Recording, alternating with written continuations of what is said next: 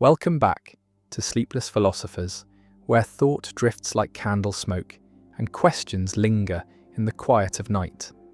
Tonight begins with a question that unsettles the ground beneath identity. Who are you really? Is the one inside your head, the one speaking, remembering, choosing, the real self?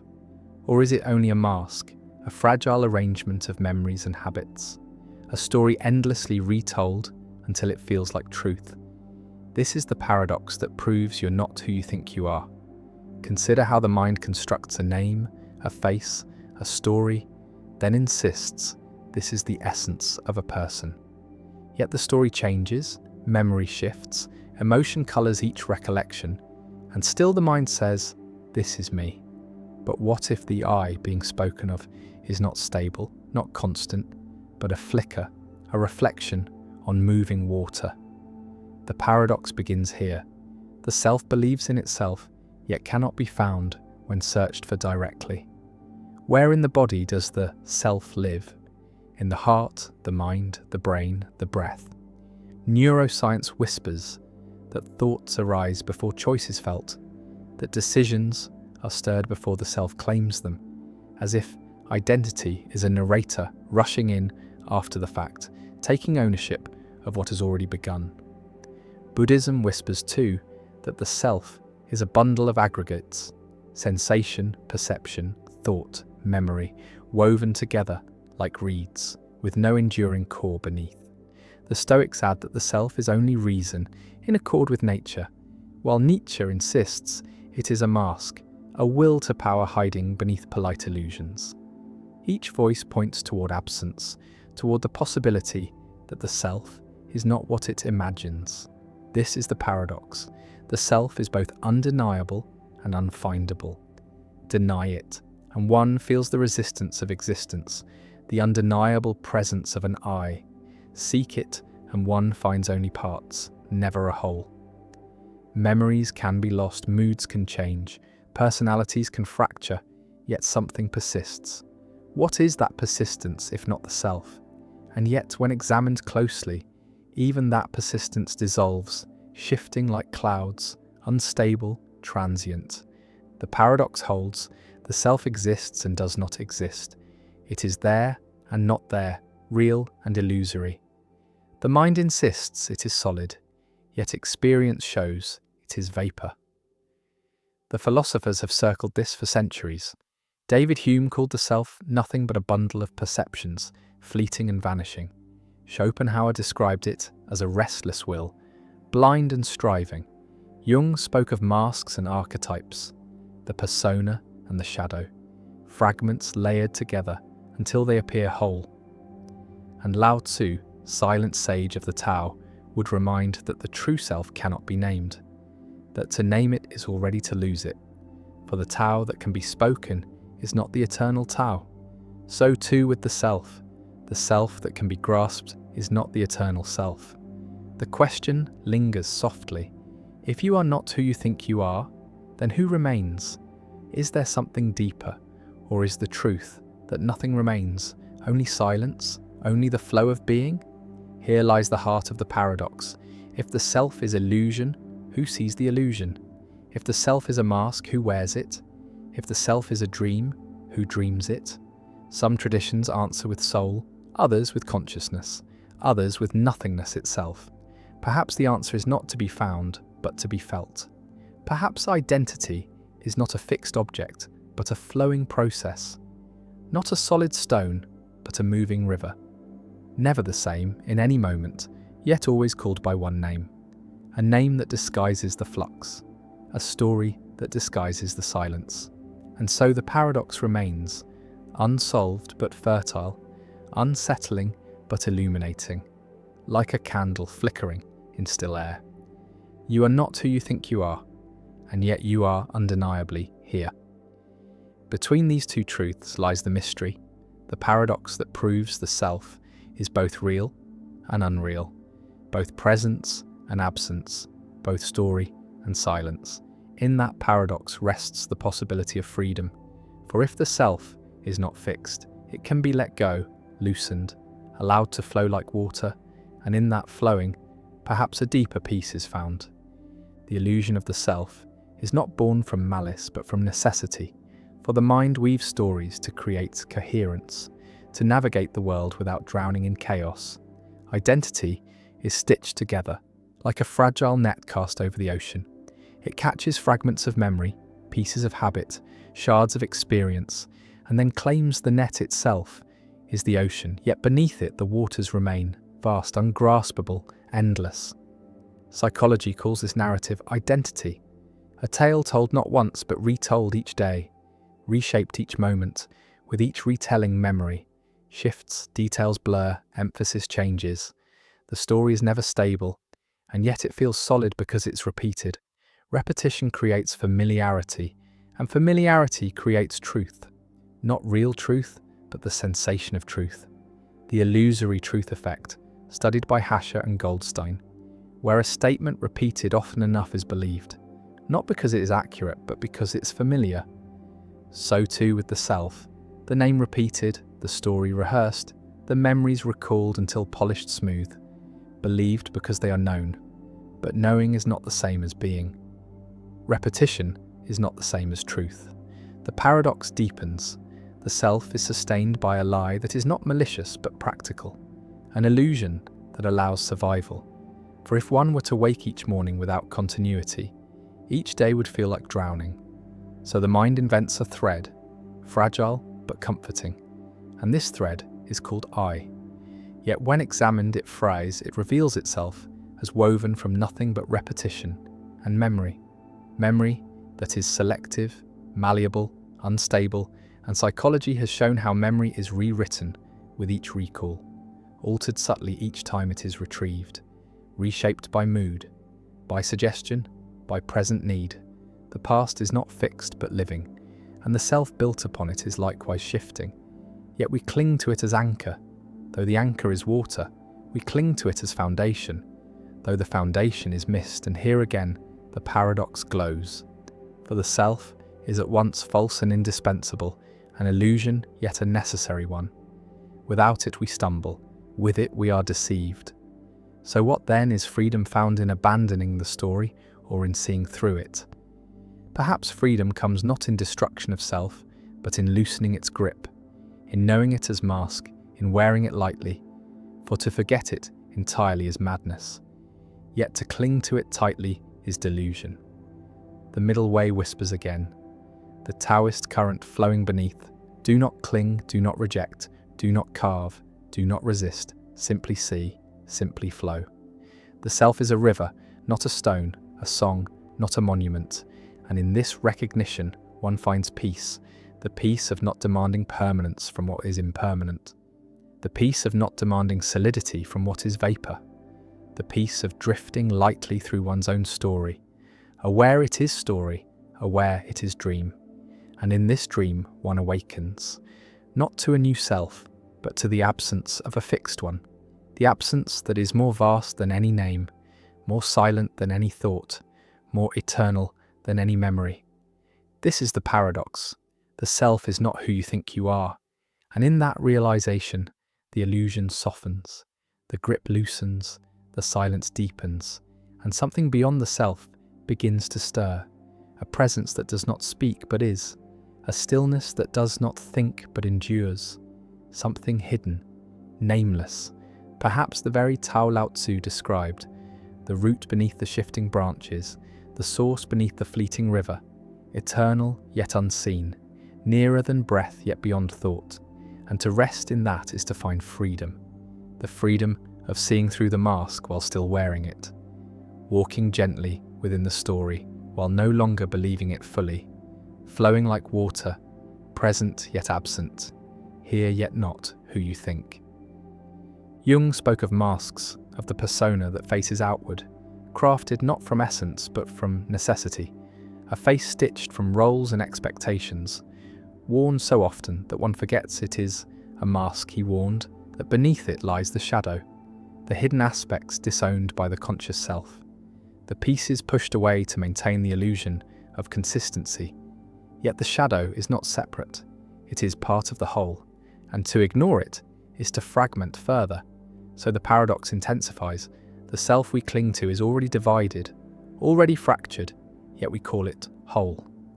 Nietzsche added another layer, declaring that the self is not a single ruler, but a chorus of wills, each drive competing for dominance, and consciousness only a fragile stage upon which they perform. The I is not a sovereign, but a spokesman, arriving after the fact, taking credit for what deeper forces have already chosen. He compared the self to a puppet, believing it pulls its own strings. And modern neuroscience now whispers the same. Experiments show decisions arising in the brain before awareness claims them. Readiness, potentials firing before choice is felt, as if the I lags behind. Inventing stories of control after the body has already moved, after the thought has already formed. So who then is the self if choice is preceded by chemistry? If will is only narration? If freedom is only the echo of unseen processes? The paradox tightens. The self feels solid, yet is hollow. Feels free, yet is bound. Feels sovereign, yet is servant. And still we believe it. We must believe it. For without this belief, the stage collapses, the roles dissolve, and the world of meaning unravels. Perhaps this is why philosophy returns again and again to paradox, to the fragile balance between illusion and necessity. We are not who we think, yet without thinking we are no one. We are masks, yet the mask protects. We are shadows, yet the shadow shapes us. We are echoes, yet the echo sustains the song. The self is false yet essential, unreal yet lived. So the task is not to destroy it but to see it clearly, to wear the mask, knowing it is mask, to play the role, knowing it is play, to act freely within a dream while awake to its nature. And in this recognition, a subtle freedom arises, not freedom from illusion, but freedom in illusion, freedom in awareness, freedom in the loosening of the grip. Then the mask becomes light, the shadow becomes guide, the drives become music, and the paradox is no longer trap but doorway.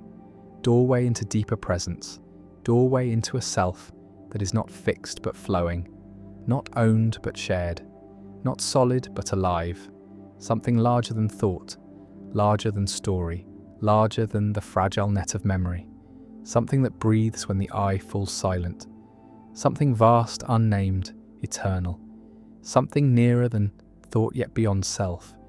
And perhaps this is the truest identity. Not who you think you are, but what remains when thinking fades, the stillness beneath, the silence that holds all voices, the depth that cannot be spoken, yet is always here, always now.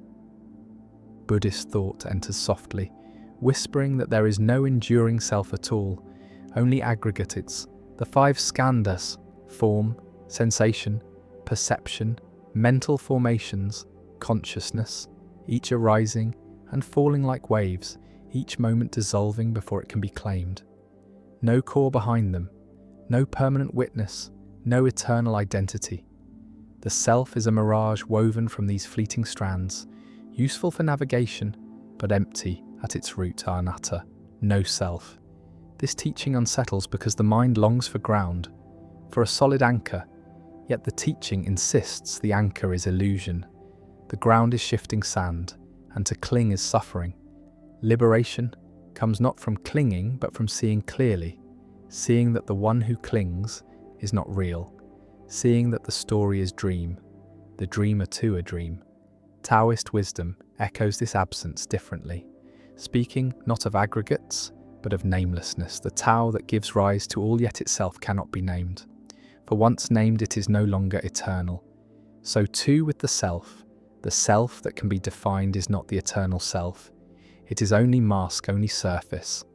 Beneath the mask lies silence, a current without form, a root without name, and to rest in that namelessness is peace. The paradox emerges again, for the one who seeks to find the self discovers only absence. Yet that very absence is presence. The silence itself is the truth, a truth that cannot be spoken but only lived. Lived in simplicity, lived in stillness, lived without grasping. Buddhist and Taoist paths meet here in the recognition that the self is neither solid nor necessary, that freedom is found not in strengthening it, but in loosening it, not in defining it, but in dissolving it, and yet dissolving does not mean destruction, it means flowing, returning to the root, becoming like water, soft, transparent, yielding, and in yielding stronger than stone. So the paradox becomes not a threat, but an opening, not a void, but a vastness. One is not who one thinks, and in that absence lies the fullness of being. In that nothingness lies the space for everything. The story dissolves and yet life continues. The mask is seen yet still worn. The river flows though no one owns it. The breath moves though no one breathes it. Consciousness arises though no one commands it. And in this recognition, the grip loosens, the struggle softens. The self is no longer prison, but dream. And dreams are light, passing, gentle, beautiful. The paradox is lived, not solved, carried, not conquered, embraced like mist, like silence, like night air, reminding always that the self is both here and not here, both real and unreal, both story and silence. And in that tension, in that paradox, the deepest wisdom glows like a lantern in the dark. Sartre wrote that existence precedes essence, that man is thrown into the world without a predetermined nature and must invent himself through choice. Yet in this invention lies anguish, for each choice reveals the terrifying freedom that there is no fixed self to lean upon, no blueprint to follow, no eternal core to hide behind, only the dizzying openness of possibility. He called it nausea, the vertigo of freedom. And here the paradox whispers again, for to invent oneself freely is to accept that the one doing the inventing is itself unfixed, unstable, more process than substance. Kierkegaard felt this weight too, describing despair as the sickness unto death, despair that arises when the self is unwilling to be itself, or unwilling to lose itself in the eternal, despair of clinging to false selves, or despair of refusing to be a self at all. He spoke of the self as a relation that relates itself to itself, and here the paradox blooms. For to be a self is both to have no fixed ground, and yet to be responsible for grounding oneself, to be both nothing and everything, fleeting and infinite, bound and free.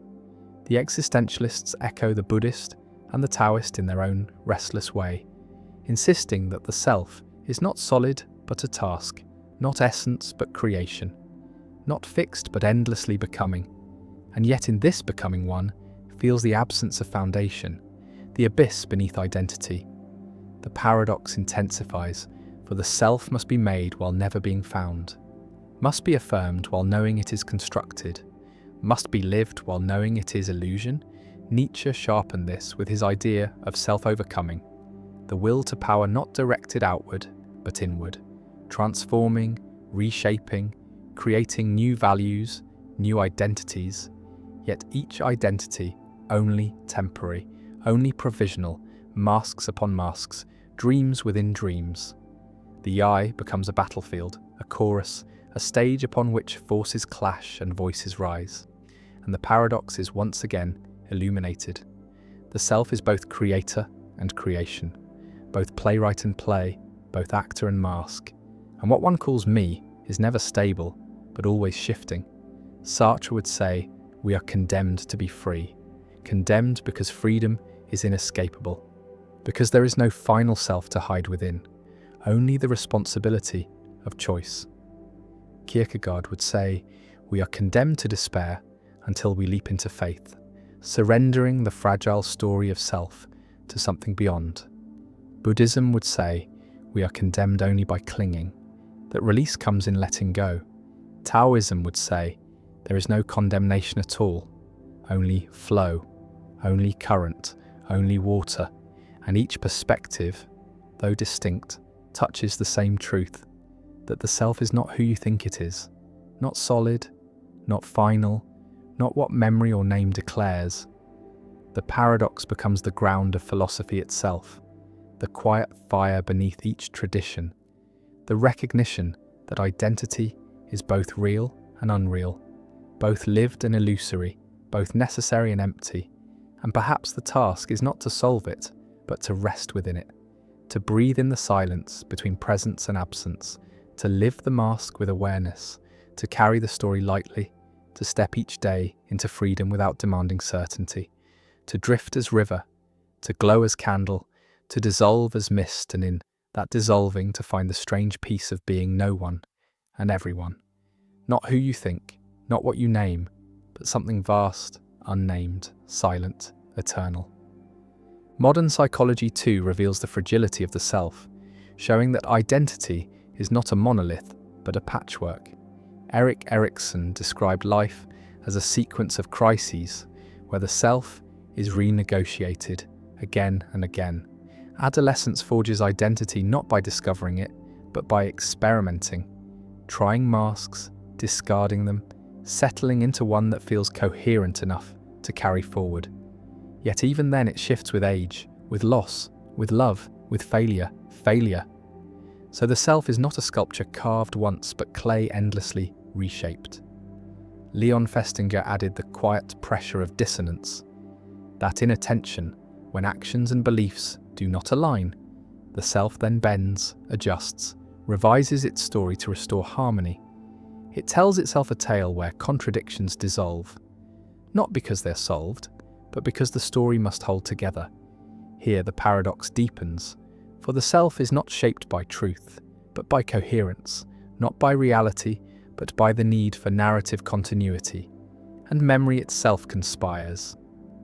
In this weaving, Elizabeth Loftus showed how memory is pliable, how suggestion plants seeds that bloom as genuine recollections, how each recall rewrites the past, shifting detail, erasing edges, blending fact with imagination.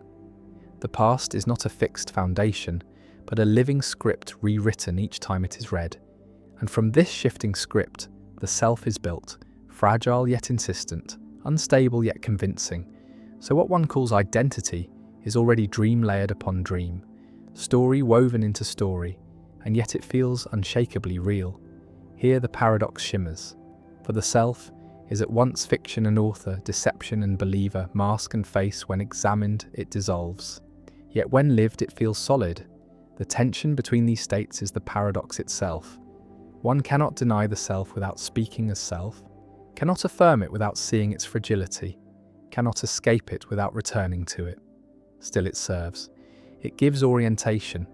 It allows survival, like scaffolding around an unfinished building, temporary yet necessary, and perhaps wisdom lies not in demolishing it, but in knowing it is scaffolding. Not stone, not eternal, but a frame that can be loosened, shifted, even removed when its time has passed. To know the self, his story is not despair, but liberation, for it means the story can be rewritten, can be lightened, can be carried less heavily. To know the self, his memory is not tragedy, but freedom, for it means the past does not chain but flows. It means identity is not prison but dream, and dreams can open into wonder. Here modern psychology converges with ancient thought, both whispering the same secret, that who one thinks one is not who one truly is, that the self is both necessary and unreal, both guide and mirage, both comfort and deception, and to see this clearly is to awaken within the dream, awake not to a final truth, but to the vastness beyond identity, awake to silence, awake to the space where stories dissolve, where the mask is seen as mask, where one can breathe without clinging to a name, where one can exist without demanding permanence. Here the paradox does not vanish but transforms. It becomes a gentle companion, a reminder to hold identity lightly, to walk with humility, to drift like water, to glow like a candle, to dissolve like mist, not trapped in who one thinks one is, but free in the mystery of not knowing. Society knows the self is fragile, and so it builds around it countless mirrors, each reflecting back an image to stabilize the illusion. From childhood, the names are repeated, the labels fixed, the roles rehearsed until they harden into identity, family, nation, religion, culture, all whispering definitions into the ear, telling the story until the story believes itself. This is how power operates, not by force alone, but by shaping the sense of who one is. Rulers and institutions understand that to govern the self is to govern the body. To mold the story is to mold behavior. Propaganda works not by reason, but by repetition. The same words echoing until they feel true. The same identities declared until they feel essential. And people defend them fiercely because to question them feels like losing oneself. The paradox again. For the self is both mask and prison, protection and chain. We cling to it for safety, but it binds us to patterns not our own. Advertisers too exploit this illusion, selling not products but identities. Drink this and become adventurous. Wear this and become desirable. Buy this and become powerful. The object is irrelevant. The promise is to shape the story of who one thinks one is. The market feeds the self, inflates it, decorates it only to leave it emptier, hungrier, more fragile. For the mask must constantly be reinforced, polished, confirmed. Without constant validation, it cracks. Social media makes this machinery visible, identities curated, polished, performed. Each post a line in the script of self, each like a mirror reflecting back confirmation. Yet beneath it one feels the hollowness, the gap between image and being, the mask and the silence behind it. Michel Foucault observed how power is not only top-down, but internalized, how the self becomes its own jailer, carrying the gaze of society within, disciplining itself, narrating itself in ways that keep it compliant, believing it is free while echoing the voices that shaped it. Here lies the darker side of the paradox. For if the self is not who you think you are, then who is doing the thinking? Is it truly you, or the accumulated voices of power, memory, society, repeating inside your mind until they feel like your own? The paradox is not only philosophical, but political, not only personal, but collective. Liberation, then, is not merely spiritual, but also social. To see through the illusion of self is to loosen the grip of those who exploit it, to reclaim the silence beneath the stories imposed, to recognize that the identity sold, assigned, demanded is not essential, to return to the root, the namelessness that precedes all definition. And in that recognition, a strange freedom glows, for one need not defend the mask, need not obey the script, need not fear the loss of what was never solid. One can walk lightly, carry identity as a tool, not as a prison, wear masks but not mistake them for the face, flow within society but not drown in its mirrors. The paradox becomes power reversed, the absence of self becomes strength. For one who knows they are not who they think they are cannot be manipulated so easily, cannot be bound so tightly, for absence is untouchable, silence cannot be captured, the nameless cannot be sold. And so the paradox turns from weakness into liberation, from fragility into resilience, from illusion into wisdom, teaching softly that the truest self is not the story repeated but the space in which all stories appear, not the mask worn, but the silence that endures when the mask is removed, not the reflection in the mirror, but the one who watches without name, without need, without end. Time itself conspires with the illusion of self, for memory tells us who we were and expectation tells us who we will be, and between them the present identity feels secure. Yet both are shadows, the past a reconstruction and the future an invention, the self woven from threads that do not exist outside the mind. Augustine once wondered about time, asking what it is, knowing that when he did not question it, he seemed to know. But when he sought to define it, he found only mystery. The same holds true for the self. It feels obvious until searched for. Then it dissolves into absence. Memory makes the past seem solid, but psychologists reveal its fragility. Every recollection is not retrieval but rewriting. The mind paints the event anew, blending fragments with imagination, influenced by present mood. So the self anchored in memory is anchored in shifting sand, not fixed stone. And the future too is illusion, a projection shaped by hope and fear, a stage upon which the self rehearses, writing scripts for who it will become, planning, promising, fearing. Yet these selves do not exist. They are sketches on mist erased before they can arrive. So the paradox unfolds. The self is built upon time, but time itself is insubstantial. The present is all that exists, yet even the present slips away before it can be held. The moment one says now, it is already past. The identity one names is already gone. What one calls I is always behind or ahead, never exactly here, and yet here is the only reality. So the self lives in unreality, in shadows of past and sketches of future, convinced they are real, and thus convinced it is real. But if the ground vanishes, what remains of the structure? If time is fluid, how can identity be solid?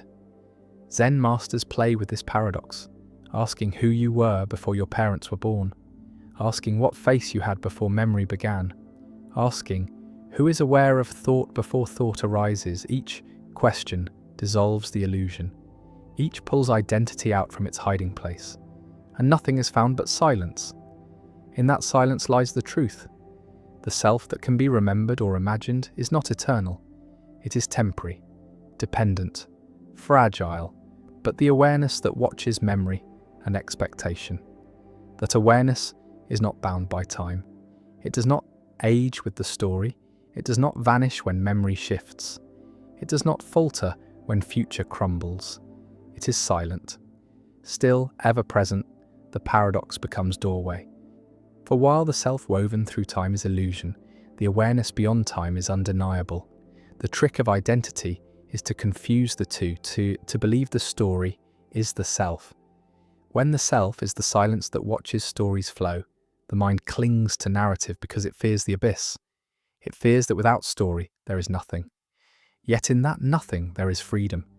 In that silence there is peace. In that absence there is vastness beyond identity.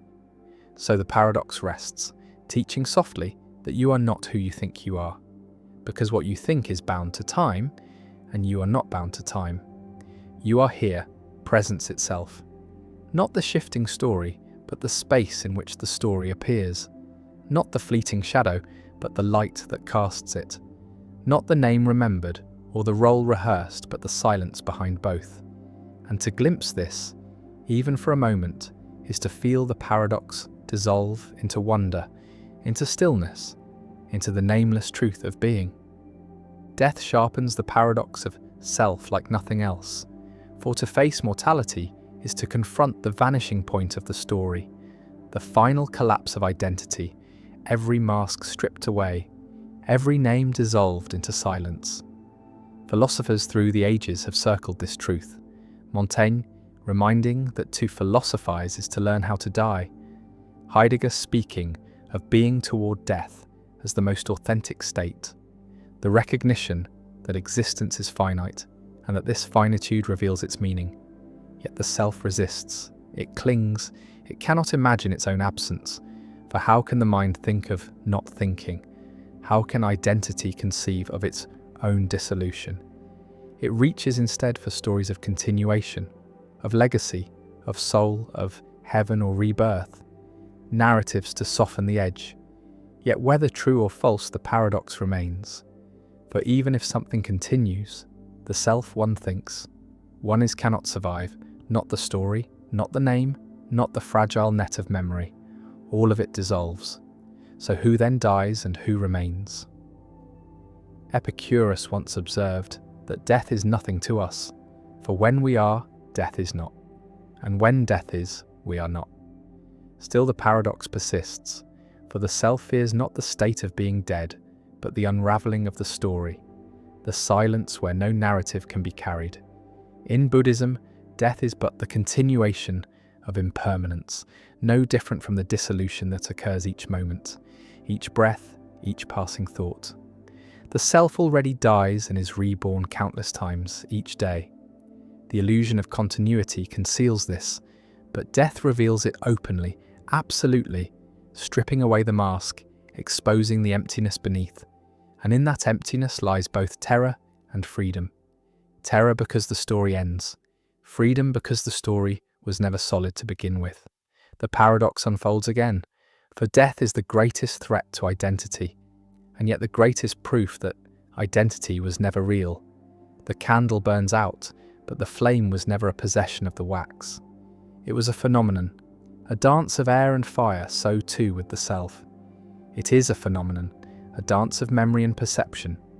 When the body ceases, the dance ceases, but the silence in which it danced remains. Perhaps this is why mystics do not fear death, for they have already tasted the silence, already dissolved the illusion of self, already died before dying. To see through the self while living is to prepare for the moment when death removes it. To embrace death not as annihilation but as return, not as loss but as release, and yet the paradox lingers. For while alive, the self must still be lived, the story still told, choices still made, relationships still bound to names and roles. So again, the wisdom is not to destroy identity, but to wear it lightly, to hold it as passing, to live fully while knowing all dissolves. The awareness of death makes life luminous, each moment precious because it cannot be repeated, each breath fragile because it will one day stop, each story meaningful precisely because it will end. The paradox of self and death is that the absence of permanence creates the fullness of presence, that the fragility of identity gives life its radiance, and so death teaches the deepest lesson, that you are not who you think you are, for who you think you are is bound to perish. But what you truly are is not bound by name, not held by memory, not owned by story. It is the silence that endures when the story ends, the stillness that holds all beginnings and endings alike, vast, nameless, eternal, untouched by the passing of time, untouched even by death. Love, too, reveals the paradox of self, for in love one feels known, seen, reflected, yet the one who is known is a story, a mask, an echo, never the whole. No one has ever met the complete self, not even the self itself. Lovers carry images of each other, shimmering portraits stitched from memory, desire, imagination, yet always partial, always incomplete. The beloved is never truly the person, but the interpretation. And yet this illusion is not failure. It is the very fabric of connection. For the human heart does not love essence, but image, not reality, but reflection. And still it feels true, still it feels eternal. So love becomes another paradox. The experience of intimacy built upon a dream. Kierkegaard called this the sickness of finitude, the despair of defining oneself by another's gaze, of becoming only what the other sees. Yet he also knew that love carried transcendence, the possibility of stepping beyond the self, dissolving in devotion, letting go of the fragile I to merge in something greater. But even here paradox lingers, for to dissolve into another is still a form of self, still a dream of completion. Lacan later whispered that love is giving what one does not have, to someone who is not what one thinks they are. A dance of absence meeting absence, two illusions intertwining, creating warmth, meaning, tenderness, from the very fact that neither can be fully known. And yet the mystery does not weaken love, it deepens it. For if the self were transparent and solid, love would be dull, predictable, mechanical.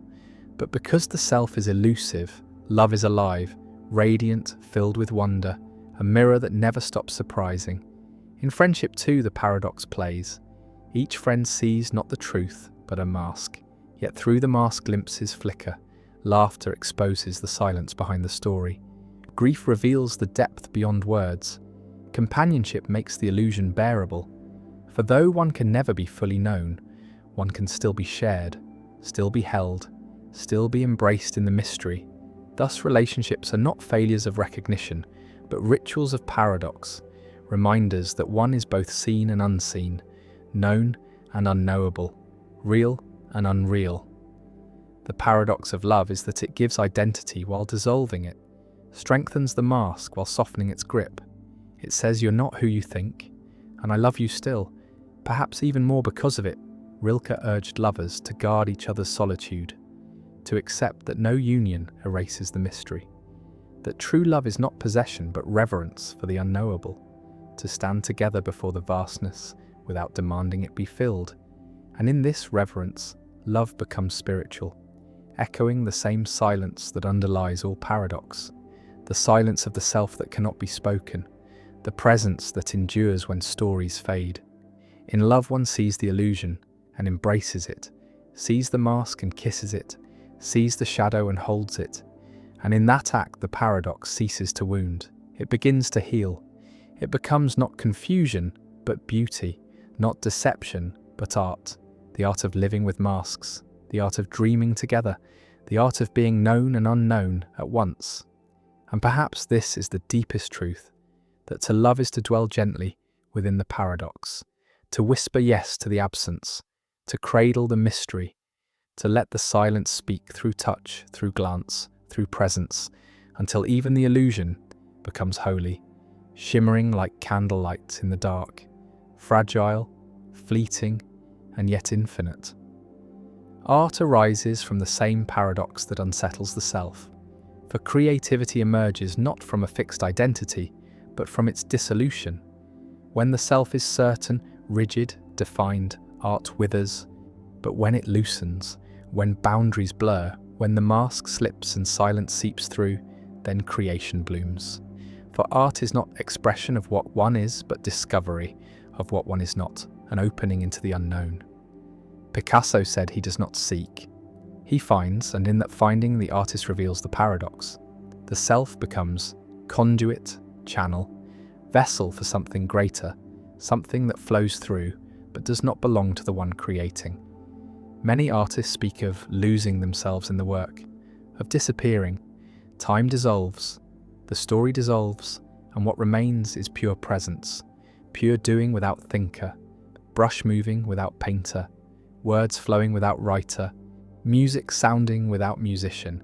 And yet when the work is done, the world points and says, "This is yours, this is you." Another mask is formed, another identity reinforced. The paradox deepens, for art is born from absence of self, yet returns as definition of self. A song created in silence becomes signature. A painting born of surrender becomes name. The artist becomes prisoner of the very masks their art created. But those who see more deeply know the truth. They know the work carries silence, carries absence, carries the same mystery that shatters the illusion of self. Rumi wrote that poetry springs from the place where music of the soul touches silence, a place beyond name, beyond story. And in each verse he dissolves into that absence, disappearing into the beloved. Art becomes a kind of death, a rehearsal of the final dissolution, yet also a resurrection, a birth of something eternal from the ashes of identity. When we encounter art, we too feel the paradox. We say, "This painting moves me, this song speaks to me." But what it moves is not the story, not the mask. It moves the silence beneath. It reminds us of what cannot be said, of the self that is not who we think. The paradox becomes visible, shimmering between the notes, the strokes, the words. Nietzsche knew this, declaring that art is the highest affirmation of life. Not because it comforts, but because it reveals the abyss and teaches us to dance upon it. Tragedy showing the terror of existence, yet transforming it into beauty. Music echoing chaos, yet shaping it into harmony. Art saying yes to the fleeting, yes to the fragile, yes to the dream, and in that yes transforming despair into wonder. The self listens and remembers its own unreality, remembers it is story, it is play, it is mask, and in remembering it is freed, at least for a moment, freed into the space where beauty and silence meet, where creation flows without owner, where the paradox is not solved but sung, not explained but painted, not mastered but danced. Art is the whisper of the eternal through the illusion of self, the hand of the nameless shaping form, the silence of being touching sound. And to create or to witness creation is to dwell for a moment in that in-between, in the shimmering place where the self disappears and something vaster appears, fleeting yet infinite, fragile yet eternal. Dreams unravel the paradox in their own quiet way, for when night falls and the body surrenders, the self one clings to so tightly in daylight dissolves, and another arises without effort. a self that believes instantly in new worlds, strange laws, unfamiliar faces, and yet accepts them as real. In dreams, the self changes fluidly, without resistance, sometimes hero, sometimes stranger, sometimes observer of a play without clear role. Each identity felt as natural until awakening shatters it, and then the dream self vanishes like mist, revealing how fragile any sense of I truly is. Freud believed dreams revealed the hidden layers of the unconscious, fragments of desire disguised in symbol. Yet Jung saw them as more, as the voice of the collective unconscious, the vast shared reservoir of images and archetypes that lie beneath personal story. In dream, one steps into this depth, leaving behind the mask of waking life. The paradox reveals itself when one notices that both selves, waking and dreaming, feel equally real while they last. One never doubts within the dream that this is reality until the moment of waking. Then the old story reasserts itself, and the dream self is dismissed as false. Yet how certain can one be that the waking self is not itself another dream? One just more consistent, more stable, shared by others, but still a dream told in consciousness.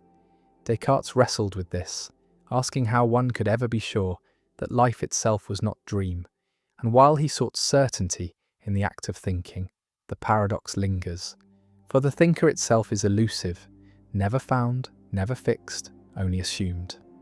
Modern neuroscience shows how dreaming emerges from the brain, weaving fragments into narratives, stitching scattered activity into story.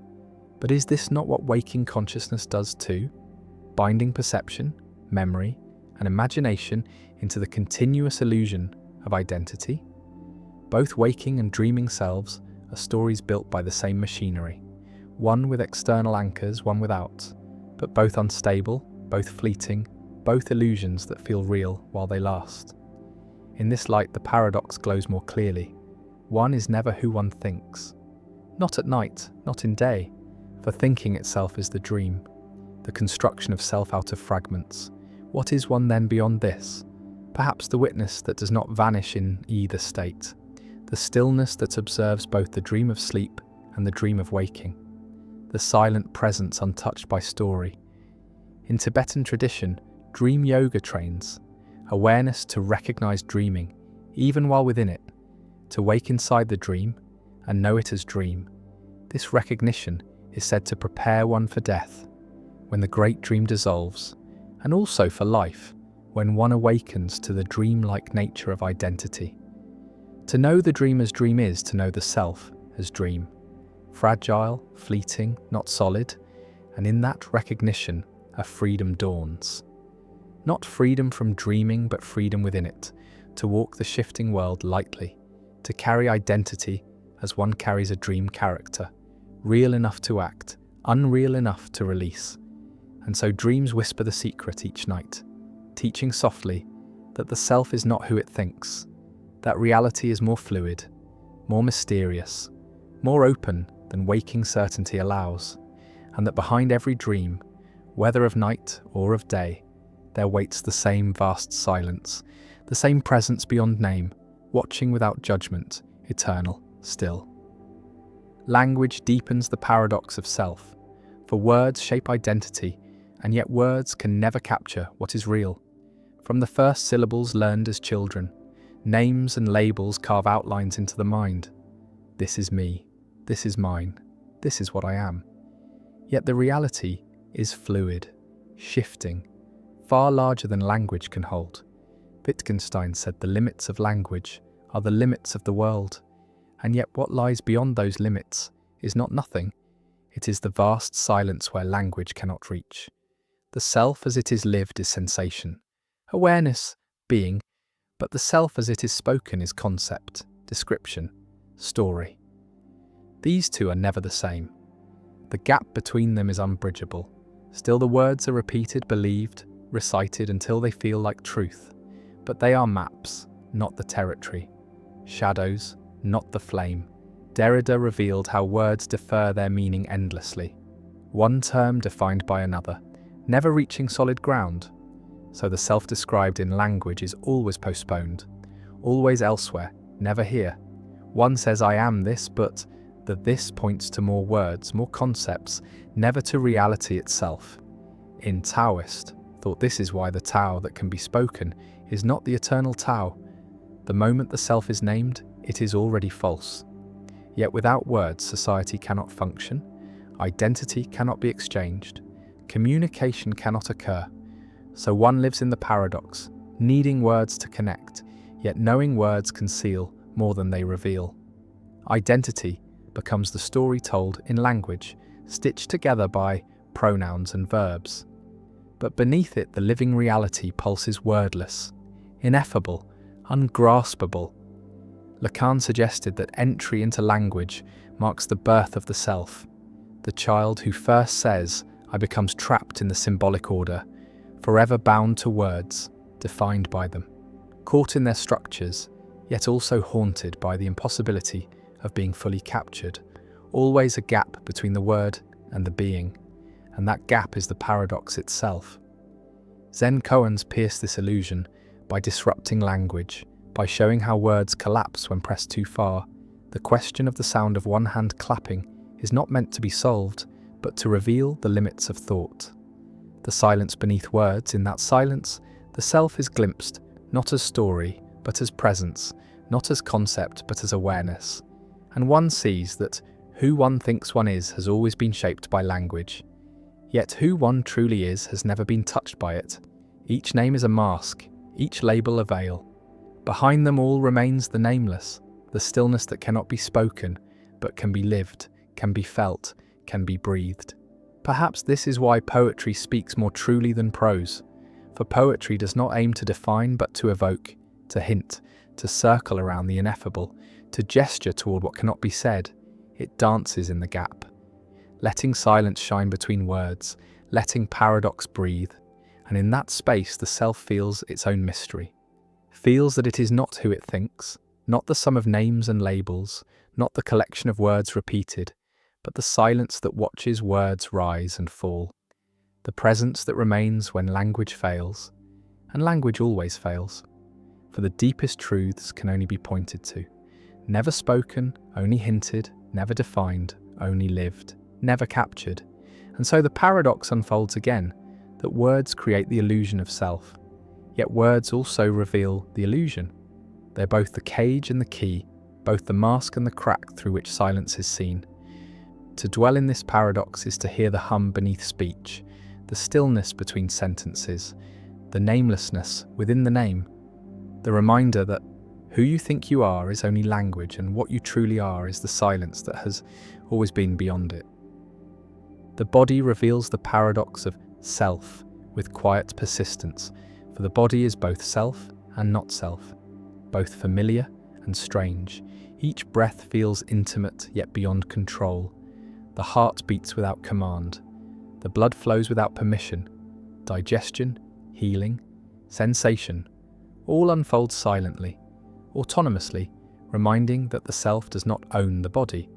It merely dwells within its currents, sometimes gently, sometimes with friction. Philosophers have long asked whether the self is the body or something else. Descartes imagined a dualism, the thinking mind separate from extended flesh.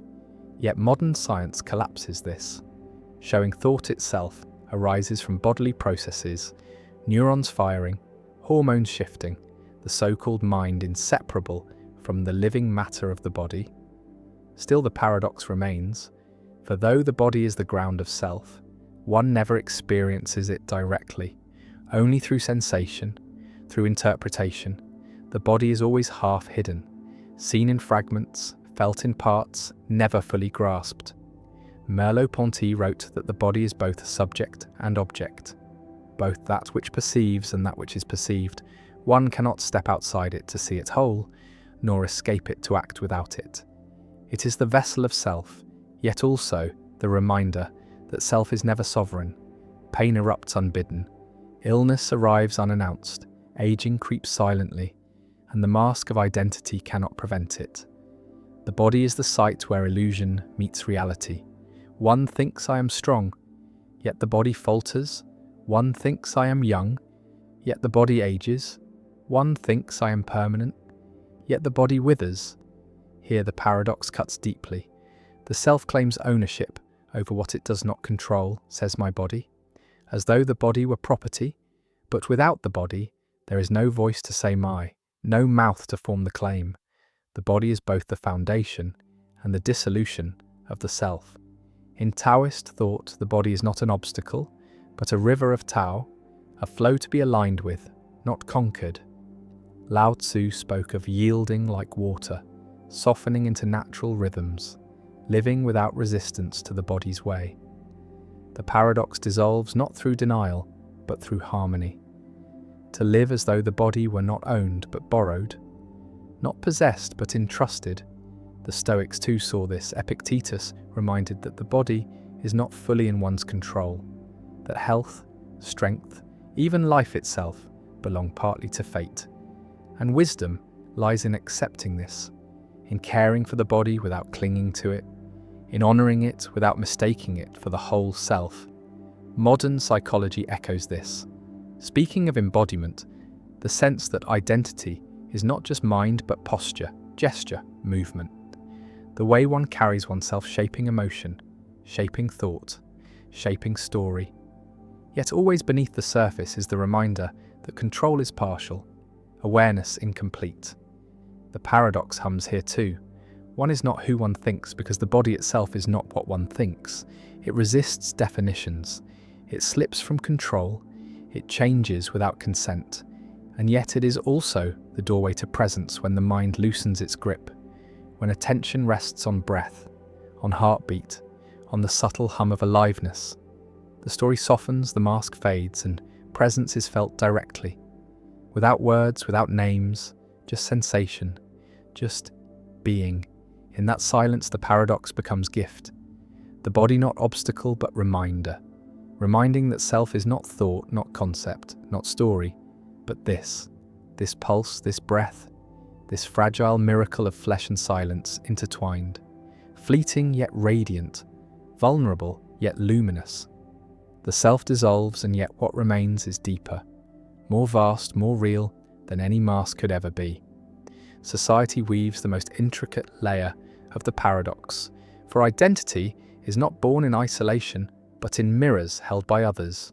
Each role, a reflection, each expectation, a thread binding the self into fabric larger than it can see. From the moment of birth, the child is named, registered, inscribed into history, already defined before speaking a word, already caught in a net of language, family, and law. The illusion of individuality begins within these walls, shaped by the gaze of parents, teachers, friends, enemies, strangers, each assigning a part, each confirming or denying, until the mask becomes indistinguishable from the face. Goffman described life as performance, each person an actor upon the stage of society, roles shifting with context, masks layered upon masks, the worker, the lover, the parent, the friend, the stranger, each role convincing in its moment, yet never final, never whole. Foucault went further, showing how power itself is etched into identity, how norms discipline bodies and minds, shaping what is seen as natural, what is seen as possible, what is even thinkable. Society whispers constantly, shaping desires, shaping fears, telling the self what to be. And the paradox emerges, for one believes in personal autonomy, yet most of what is thought, felt, and done has been shaped by structures unseen, ancient currents of culture, flowing through the individual without their knowledge. One believes I choose, yet often it is society choosing through them. Nietzsche saw this too, mocking the herd instinct, the way morality itself was built as a cage, shaping selves into obedient forms, and yet even the rebel is shaped by the system they resist. The paradox persists. The self that claims independence is still a reflection of society's power. Still bound by its frame, identity becomes a negotiation between inner silence and outer gaze, between nameless presence and the countless names society demands. One cannot live without these roles, yet none of them are true. One cannot escape the masks, yet none of them define the face. So the paradox cuts again. Identity is both imposed and illusory, both given and false. In this light, wisdom becomes the art of wearing masks consciously, playing roles without forgetting they are roles, moving through society like an actor who knows it is a stage, performing fully while never mistaking the play for reality. This is what the Stoics taught, to fulfill duties in society without losing inner freedom, to play the role fate assigned, yet remain anchored in what cannot be taken. The Taoists too spoke of being in the world, but not of it, flowing with its forms while resting in the formless, knowing that society's structures are powerful illusions, but illusions nonetheless. To see this is not to withdraw, but to move lightly, to act without clinging, to bow without being bound. The paradox then becomes not a trap, but a teaching, a reminder that one is not who one thinks, not who others think, not the names on paper, not the roles performed, all of these necessary, yet none sufficient. Beneath them the same silence waits, the same presence breathes, untouched by law, untouched by gaze, untouched by history. To live with this awareness is to walk through society like through a dream, respecting its forms, honouring its rituals, but never forgetting the dreamlike nature of all roles, never mistaking the mask for the face, never confusing the story with the self.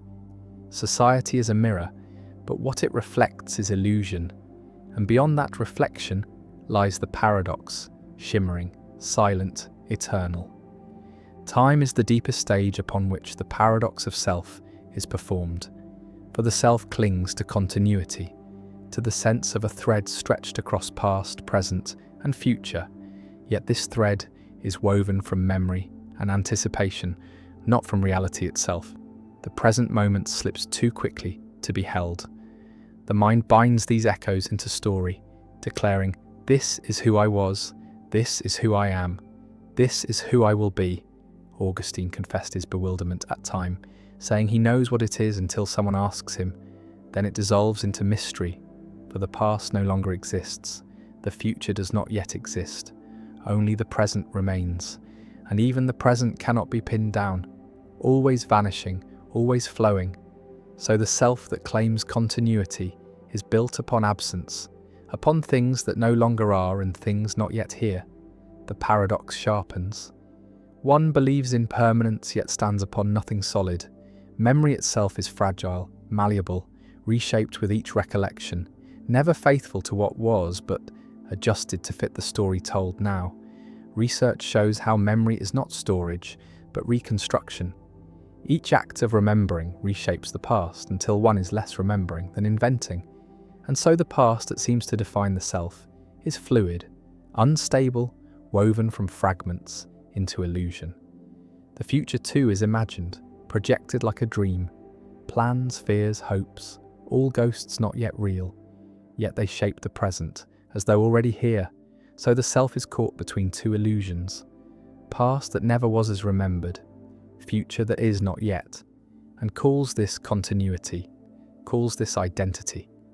Nietzsche warned of this when he wrote of eternal recurrence, the possibility that one must live each moment as if it repeats forever, for only in embracing the weight of each moment as complete can one step beyond the illusion of linear time.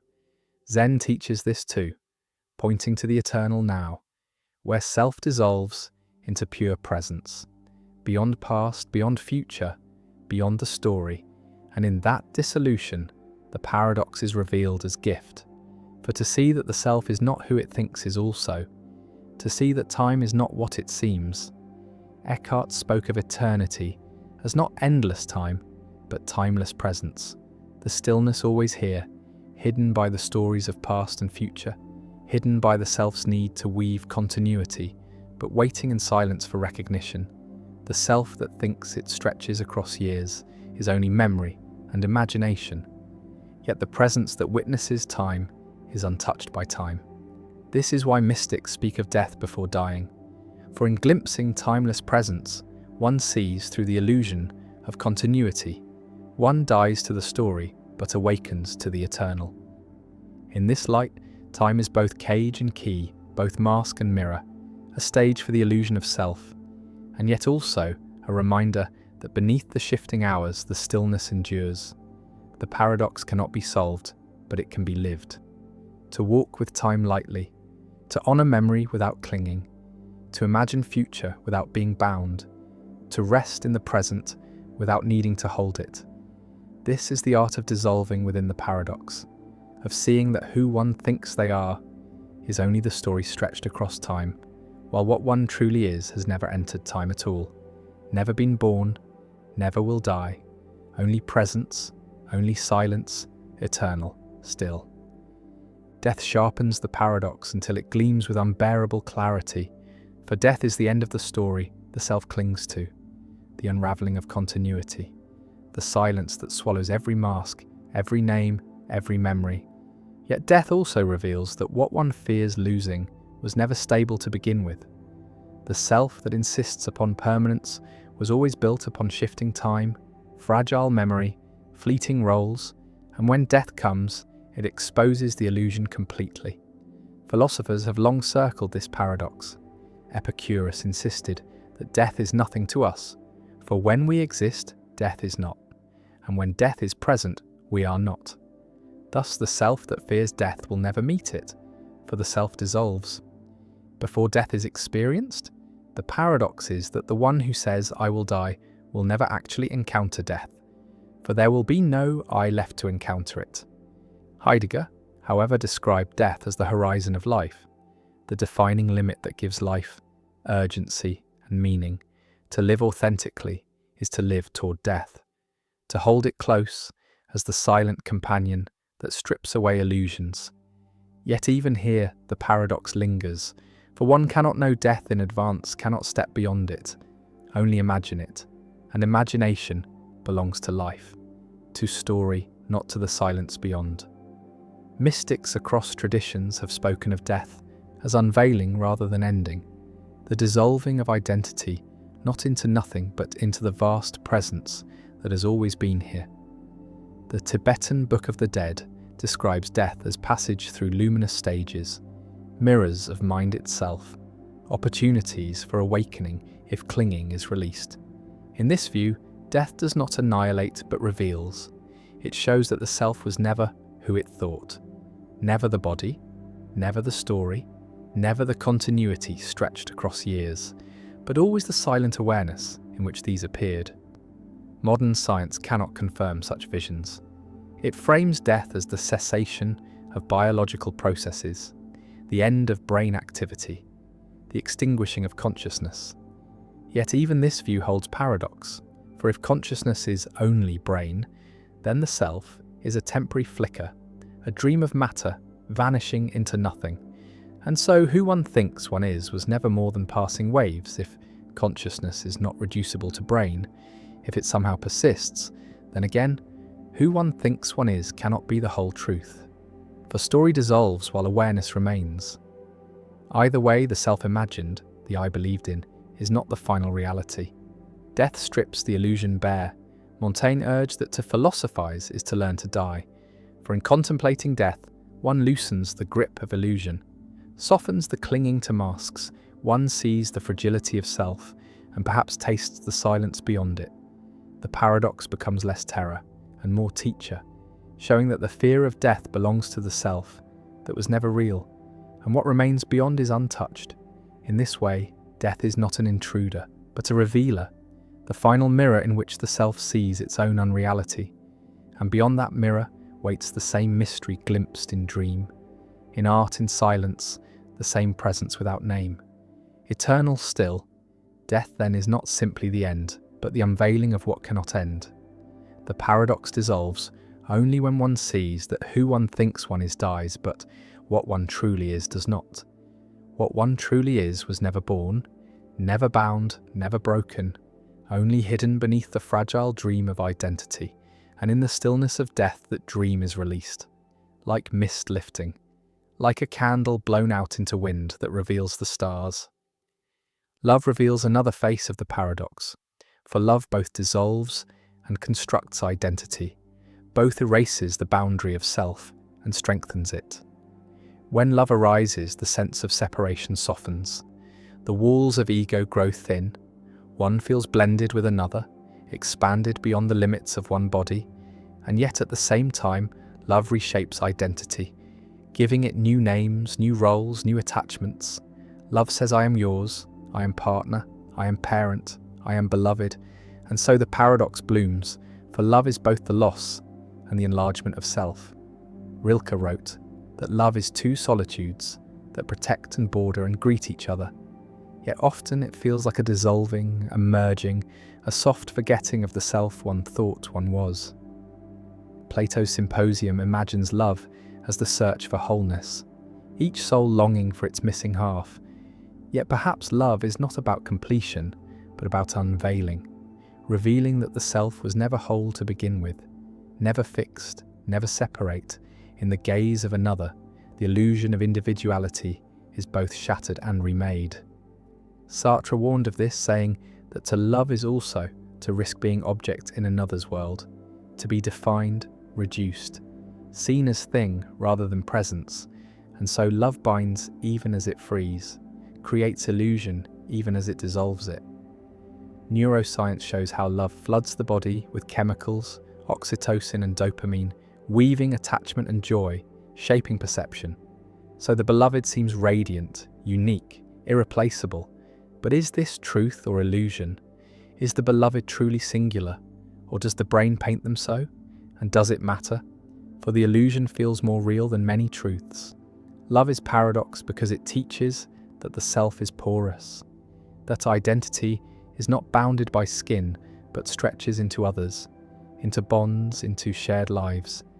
Yet it also teaches how fragile those bonds are, for love can break, dissolve, vanish, and when it does, the self feels shattered, incomplete, as if part of it has died, showing again that the self was never whole, never solid, always contingent, always relational. Martin Buber spoke of I-thou, the meeting where self and other dissolve into relation itself, not objectifying, not naming, but entering presence. In such moments, the paradox feels less like trap and more like transcendence, for in true relation, the self forgets its own illusion and simply is alive, open, silent. Yet soon language returns, story returns, roles return, and love hardens into identity again. The paradox cycles, dissolve and rebuild, merge and separate, illusion and glimpse of truth. Perhaps this is why mystics often describe divine love, the love of God or of the Tao, as ultimate dissolution, the complete loss of self in union with the infinite. Beyond roles, beyond story, beyond name, human love becomes shadow of this, fleeting, imperfect, yet hinting at what lies beyond all illusion. And so love is paradox made flesh. It proves again that one is not who one thinks. For in love the self is undone and remade, fragile, shifting, porous, never fixed, never final, only reflected, only mirrored, only glimpsed in the gaze of another. And in those glimpses lies both the illusion of identity and the silence that waits beyond it. Art reveals the paradox with quiet intensity, for in creation, the self both expresses and dissolves. The artist claims to pour identity into the work, to leave a mark, to externalize what is within. Yet in the act of creating the boundaries of self vanish, time disappears. The hand moves as if guided by something beyond thought. Psychologists call this flow, the state where the self is forgotten, where action and awareness merge. And here the paradox breathes, for art is said to express the self, yet it is created in the absence of self. It is the vanishing of I that allows beauty to emerge. Music is composed not by clinging to identity, but by dissolving into rhythm, into sound, into silence between notes. Painting arises not from rigid thought, but from surrender to colour, to line, to movement. Poetry is born not from forcing words, but from letting them arrive like whispers from silence. And so art both claims to reveal who one is and proves that who one is cannot be captured, cannot be held. The work remains, but the self that made it vanishes in the making. Nietzsche wrote that we have art so we do not die of the truth, Perhaps because art shows truth indirectly, through image, through metaphor, pointing beyond the self to what the self cannot name. Art is paradox because it is both mask and unveiling. It hides the artist behind symbols, and yet reveals what language cannot. It constructs identity. This is my style, my vision, my work. Yet at the same time it erases identity in the silence of creation. The Taoists understood this in the art of calligraphy and brush painting, where each stroke arises from emptiness, guided by breath, unrepeatable, flowing not from self, but from Tao. The artist disappears into the line, and the line remains as trace of presence that was never personal. Zen gardens too embody this, shaped by hands yet designed to erase the hand, pointing to the void, to silence, to stillness. The paradox continues, for art becomes a mirror. The audience looks and says this is who the artist was, yet what they see is not the artist, but themselves, their own reflection projected into the work, and so identity is both revealed and misread, both preserved and transformed. Proust wrote that the true voyage of discovery is not in seeking new landscapes, but in seeing with new eyes, and art is that shift of vision. Yet the eyes that see are never the same as those that created. Again, the self dissolves into relation, into shared illusion. Art then is not the proof of self, but the erasure of it. Not the permanence of identity, but the dance of its impermanence. Even the great works of history, the paintings, the symphonies, the poems that endure, they seem to hold the artist's soul, but the soul they hold is silence, absence, the trace of someone who has already vanished, who never was who they thought, who never was who we think. All that remains is the paradox embodied, expression without self, permanence without permanence, presence through absence. Art is the proof that one is not who one thinks, for the truest works arise only when that thinking self dissolves. When the mask falls, when silence paints through the hand, when stillness sings through the voice, when being itself writes through the word, leaving behind the shadow of self, but pointing always to what lies beyond it. All the paradoxes converge here in the quiet recognition that the self was never what it believed.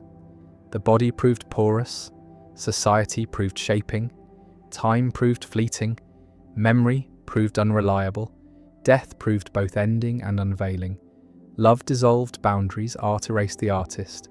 Every path circled back to the same truth, the same silence that who one thinks one is cannot be held, cannot be fixed, cannot be true. And yet this realization is not despair, but release. For when the illusion fades, what remains is not emptiness, but presence, not void, but stillness. Vast and tender, the Taoists called it the nameless. Buddhists spoke of no self. Mystics whispered of union. Philosophers hinted at being itself. Words differ, but the pointing is the same. A recognition that beyond the story of I, there is awareness, unbound, eternal, silent, watching. When one clings to the mask, the paradox cuts. Identity feels fragile, contradictory, painful. But when the mask is seen through, the paradox becomes doorway, revealing that freedom is not in solving, but in surrendering, not in defining, but in dissolving. The Stoics taught that peace lies in aligning with nature, in not resisting what is beyond control, and perhaps the deepest alignment is accepting that the self itself is beyond control. Never owned, never fixed, always flowing. To live with this awareness is to walk lightly, to carry the story without being carried by it, to play the roles without forgetting they are roles, to remember that every name is a mask and every mask is temporary. The paradox becomes companion, reminding that one is not who one thinks, and that is the gift, for it means one is never trapped, never bound, never finished. Identity is illusion, but illusion can be gentle. It can be worn like clothing, useful but not ultimate, and beneath it the silence waits. Always here, always untouched, philosophers sought to define truth. Mystics sought to dissolve into it. Sages sought to live it, and all point to the same stillness, the same presence beyond thought, To rest there is to see that the paradox is not something to escape, but something to embrace. It is the mirror through which freedom is glimpsed, the riddle that dissolves the riddler. One is not who one thinks, but what one truly is does not need to be thought. It is here now, listening, breathing, silent, vast, eternal, always. The story just told has now come to its close, a thread gently tied, its images and ideas already sinking into the quieter layers of thought. Yet for those whose minds still drift wakefully, another story begins, one drawn from the ancient words of Lao Tzu, the sage of the Tao, whose voice, though separated from us by centuries, still flows like a river through the valleys of time. In the Tao Te Ching, among its spare and winding verses, lies a paradox, both delicate and immense, that the softest thing in the world, water, can overcome the hardest. The line is simple, almost small enough to miss, yet it holds the weight of a truth seen through long observation. Water, yielding to every shape, bending without resistance, never grasping or striking, wears down stone, slips past obstacles, finds its way where nothing else can pass. To Lao Tzu, this was not a mere observation of nature, but a mirror held to the nature of life, a lesson in patience, resilience, and the quiet strength of what does not contend. The world is full of hardness, rigid thoughts, fixed wills, walls built against change. These, like stone, seem unshakable. Yet water, soft and persistent, seeps into every crack, moves without hurry, and in time reshapes the unmovable.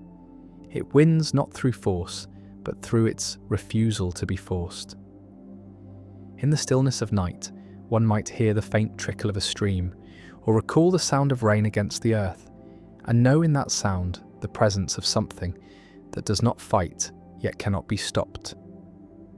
Lao Tzu's teaching is not a call to weakness, but to a strength that appears in the form of yielding, to a wisdom that sees the futility of rigid struggle, and instead flows around the obstacle, patient enough to wait for the moment when the obstacle itself is changed. Just as water is clear and without fixed form, so the mind, freed from clinging, can move through the hardness of life without breaking. This is not the strength of a clenched fist, but the strength of open hands, not the shout, but the quiet persistence that endures beyond the noise. In this way, the soft can overcome the hard, and the gentle can master the unyielding, not by defiance, but by a deeper accord with the way of things. In the landscapes Lao Tzu knew, rivers carved valleys over centuries, rain polished mountains into rounded hills, and the sea, without rising in anger, swallowed stone cliffs grain by grain. He saw in these quiet movements a way of being that did not exhaust itself in battles for control. Water never seeks to dominate the stone, yet in the patient arithmetic of time, the stone changes and the water remains. To grasp this is to see that strength does not always declare itself loudly. A rigid branch may snap in the storm, but the reed bends and survives. In human life, hardness often appears as stubborn will, the refusal to yield an inch, the insistence on victory by direct confrontation. This can win a day, a year, even a decade, but like the stone, it must eventually meet something it cannot break. Softness, by contrast, can seem like loss, like giving way, yet when it is guided by purpose, it becomes a force the hard cannot resist. To yield is not to surrender one's nature, it is to preserve it so that it may continue to act. Lao Tzu's water is not passive, for it moves ceaselessly, shaping the course of its own path. It does not cling to the bank it leaves behind, nor resist the turn ahead. It teaches that resilience is not the same as resistance, and that survival often belongs to what can transform without losing itself. In the human mind, water's way becomes a discipline of letting go, of refusing the tightness that closes off new routes, of trusting that forward movement can happen without force. It asks for trust in the unseen work of time, for faith that slow change is still change. In the candle's soft light, one can imagine the long patience of water in a world of stone, moving where there is space, waiting where there is not, knowing that nothing hard can stand forever against what flows without end. The candle gutters and steadies, the room breathing with a small hush of night air, while the mind turns again to the old pages where water is praised for going to the places others avoid. Low, quiet, unclaimed, useful to all and rival to none. Lao Tzu, a figure hovering at the edge of history, perhaps 6th century before the Common Era, perhaps later, a librarian or a recluse or a road traveller who handed a border guard the verses before vanishing, speaks through the compact brightness of the Tao Te Ching, where the highest goodness is likened to water, because it nourishes without demanding, because it does not contend, because it flows to the valley where pride does not dwell. What does it mean to go low and yet to rise? What does it mean to be soft and yet to overcome? A river answers without speech, shaping stone by patience, widening its banks not by decree but by return, again and again, until resistance becomes a curve and not a wall. The sage reads the river as others read a law code, tracing the clauses of motion in every bend, learning that timing is a deeper strength than force, that placement is a subtler power than pressure. A leader who stands above becomes a peak that the clouds pass without touching, but a leader who stands below becomes the sea, gathering all streams, directing without the roughness of command, governing by yielding, receiving by lowering, guiding by being guided. How can one be guided while guiding, and yet not lose direction? The answer moves like silt falling through clear water after the splash is done, a slow settling that reveals the riverbed again, the shape that was there all along, only hidden by turbulence. In the text, the way is not a plan, but a path already present, the current already moving. The art lies in feeling how to float within it, when to paddle, when to drift, when to slip sideways into a smaller channel that avoids the fallen tree. Water keeps no hard memory of the rock it met at dawn.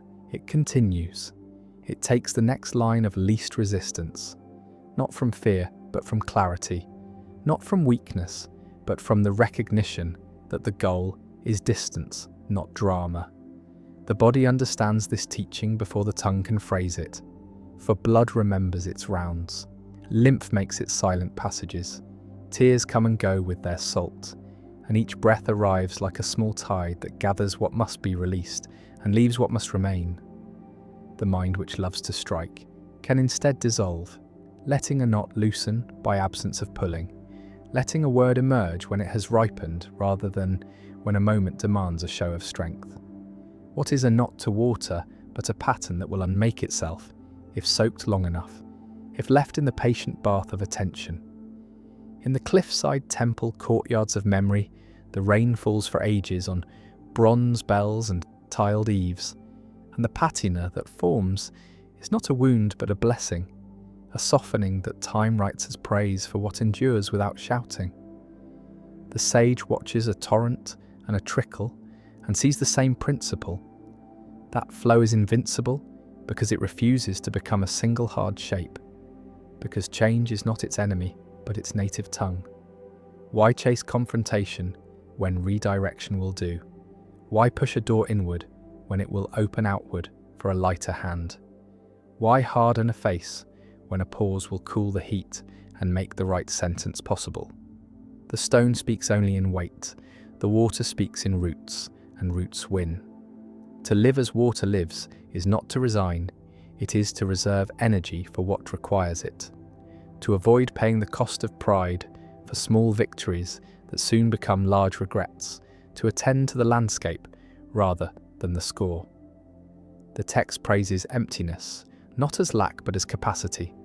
The cup useful because it is hollow, the room useful because it holds unfilled air, the valley rich because it receives what the mountain sheds, the sea lord of streams because it is lower than all. What is low but a promise to carry? What is empty but a promise to welcome? In the palace of strategies, this is scandalous counsel. Yet history confirms it quietly, for empires that stiffen break on their own corners, while customs that bend with new times endure like reed mats renewed with each season, altered yet the same. The lesson hides in ordinary hours. A pot over flames that are too fierce cracks, a pot over steady coals cooks through. A letter sent in, anger becomes a sharp pebble in the shoe of years. A letter sent after sleep becomes a clear path, seen in morning light. A schedule packed to its lips spills. A schedule with a hollow at its centre becomes a basin that catches what chance pours in. Water does not think of winning, yet it arrives. It does not promise, yet it keeps going.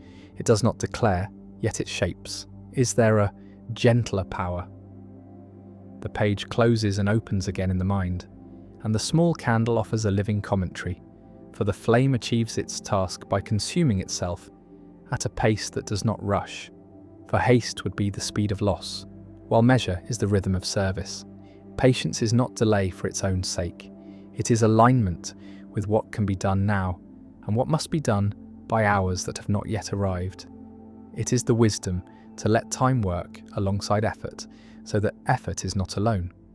Resilience is not a helmet. It is a spring, not a wall. It is a curve that returns to form after strain. It is a way of continuing that does not require defiance to prove itself. The night listens as the thought finishes its circle.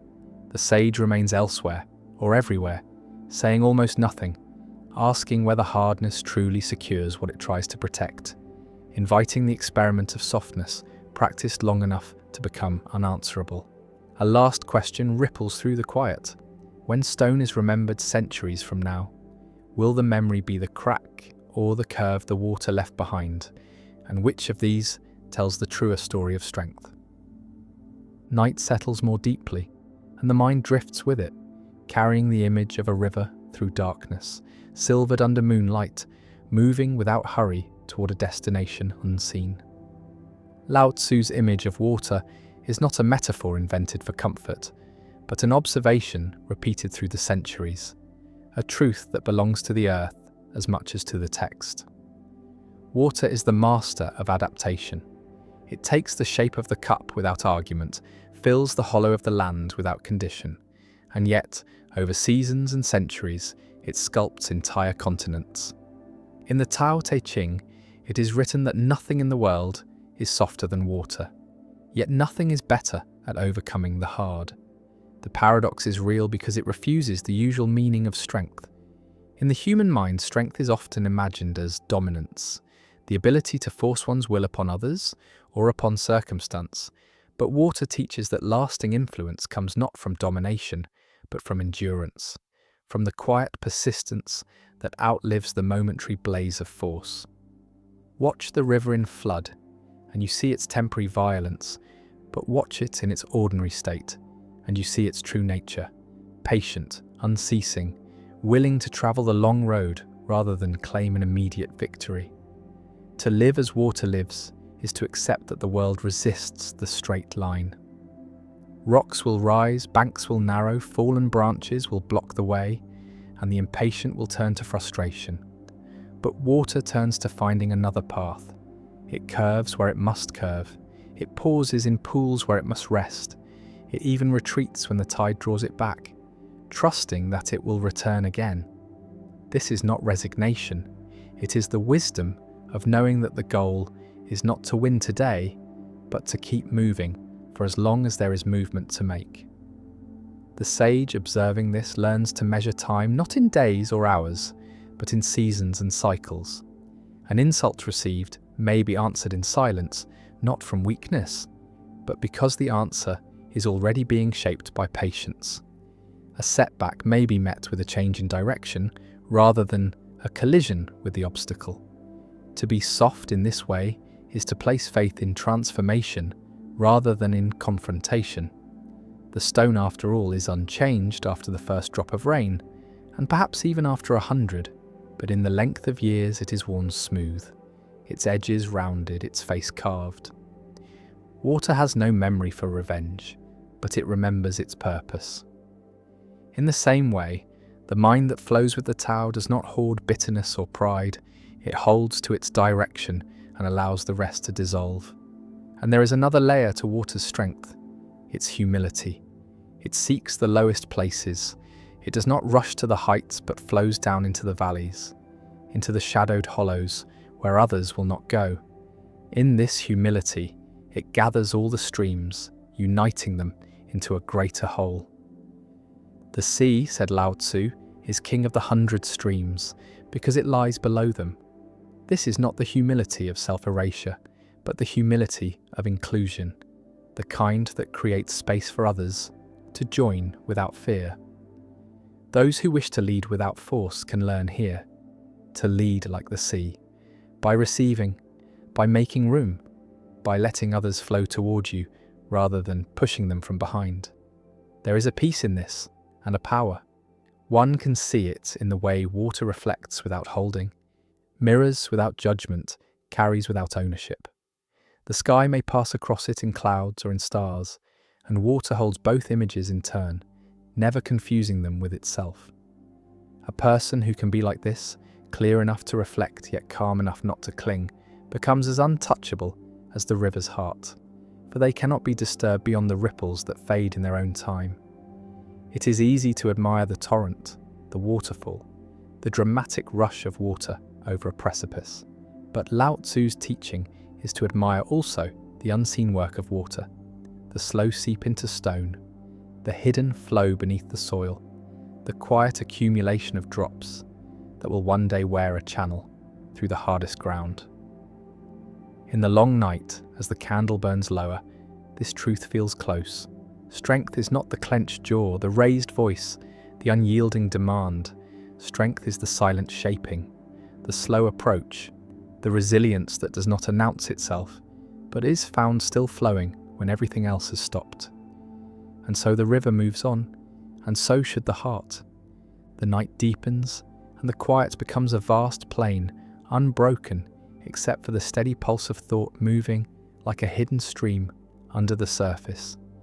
The mind returns to Lao Tzu's image, that nothing is softer than water, and yet it conquers the unyielding. To feel this is to see the distinction between speed and duration, between the sharpness of a moment and the depth of a lifetime. A blade can cut once and then dull. A hammer can strike and then rest. But water moves without ceasing, and its ceaselessness is its edge. The Tao Te Ching does not speak of victory in the language of battles, but in the language of seasons. It trusts what is repeated over time more than what is imposed in an instant. The heart of this wisdom is patience, not the patience of waiting passively, but the patience of acting in alignment with the rhythms of the world, knowing that resistance consumes itself faster than endurance does. The river does not push the boulder head on, for that would only exhaust its force in a single, futile moment. Instead, it slides past, finding the spaces, wearing the edges, until the stone is no longer an obstacle, but part of the path. It is a truth both simple and difficult, to remain in motion without clinging to the need to arrive, to understand that the journey is not the means to an end, but the end itself unfolding in each bend, each ripple. To live like water is to accept the shape the moment offers without becoming trapped by it. When a vessel is narrow, water becomes narrow. When a basin is wide, water spreads without resistance. In human life, this is the art of adjusting without losing essence, of bending without breaking, of being shaped by circumstance, while still carrying forward the same quiet direction. Many fear that such yielding is a kind of defeat, but it is in truth the avoidance of unnecessary loss. For what is lost in rigidity cannot be regained, but what is preserved through flexibility may be used again and again. Water also teaches humility, the choice to seek the low ground, the willingness to go where others will not go, not because it lacks ambition, but because it understands that the low ground receives all streams. This is the humility of listening more than speaking, of absorbing rather than resisting, of learning without the armor of pride. In leadership, it is the humility that unites. For those who would be followed must first make space for others, to come to them. Lao Tzu saw the sea as the great master because it lies beneath the rivers, allowing them to flow into it freely. This is a leadership without force, a gathering of strength through reception rather than through demand. In relationships, the waterway is the choice to hold without gripping, to offer space without absence, to reflect without distortion. Water mirrors the sky without keeping its image. So too can one receive the words, the emotions, the presence of another without turning them into possessions. This is a rare kind of strength, for it cannot be taken by threat nor diminished by insult. And water's lesson is not only in movement, but in stillness. A river flows, yet there are moments when it pools into deep quiet, the surface smooth as glass, holding the world's image without a sound. Such stillness is not the absence of life, but its concentration, a readiness to move again when the time is right. In the same way, there are seasons in which the wise do not press forward, but rest, gather, and deepen. Stillness allows clarity to return. It lets the silt of confusion settle so the bottom can be seen again. In the rush to act, many lose their way, but in the pause, the next step often reveals itself without effort. Water also accepts transformation without fear. It becomes vapor in the sun's warmth, mist in the morning cool, ice in the mountain shadow, and returns again to liquid without clinging to any state as final. This is the great teaching for a human life, to change form when change is needed, without resisting the return to a previous form when the time calls for it. Nothing in water says permanence is the measure of truth. Instead, it says that continuity through change is the real constant. To follow this is to be free from the terror of endings, for every ending in water is only a movement to another place, another shape, another chance to flow. And so in the deep hours, the image of water remains, soft, patient, unbroken, not because it refuses to meet what is hard, but because it knows it has no need to struggle. The hard breaks itself, the soft simply endures, and in the end, it is endurance that shapes the world. The mind drifts further into the dim corridors of thought, where the sound of water becomes not only a sound, but a presence, a reminder that all things move toward transformation. Lao Tzu's vision of water is not simply a poetic device, but a framework for living, a method of aligning with the inevitable rather than opposing it. In his teaching, the soft conquers the hard because the soft refuses the single moment of victory.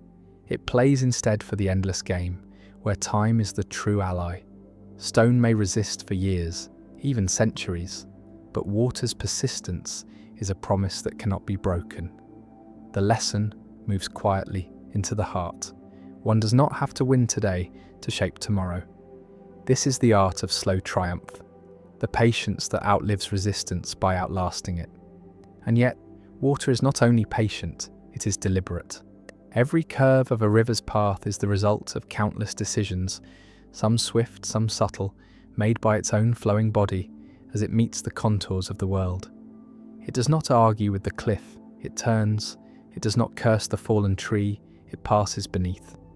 It does not resent the drought, it waits in the cool earth until the rains return. To live as water is to become untroubled by the need to control the form of the path, for the path is never truly fixed. The strength is in the movement itself, in refusing to become still out of fear of change. And in this refusal, there is a deeper truth, that surrender is not always loss, and control is not always gain. By yielding, water gains access to every space. By insisting on its shape, it would lose most.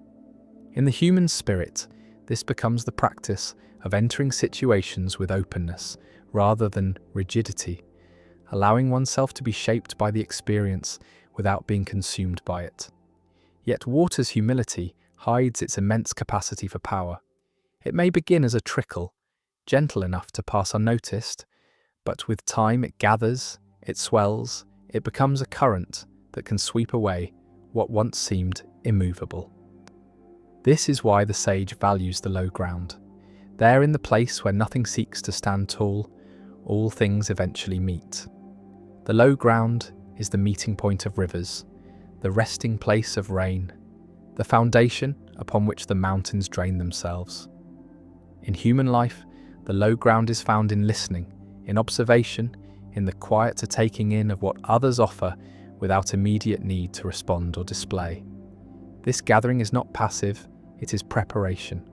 For when the moment comes to act, one acts from abundance rather than emptiness.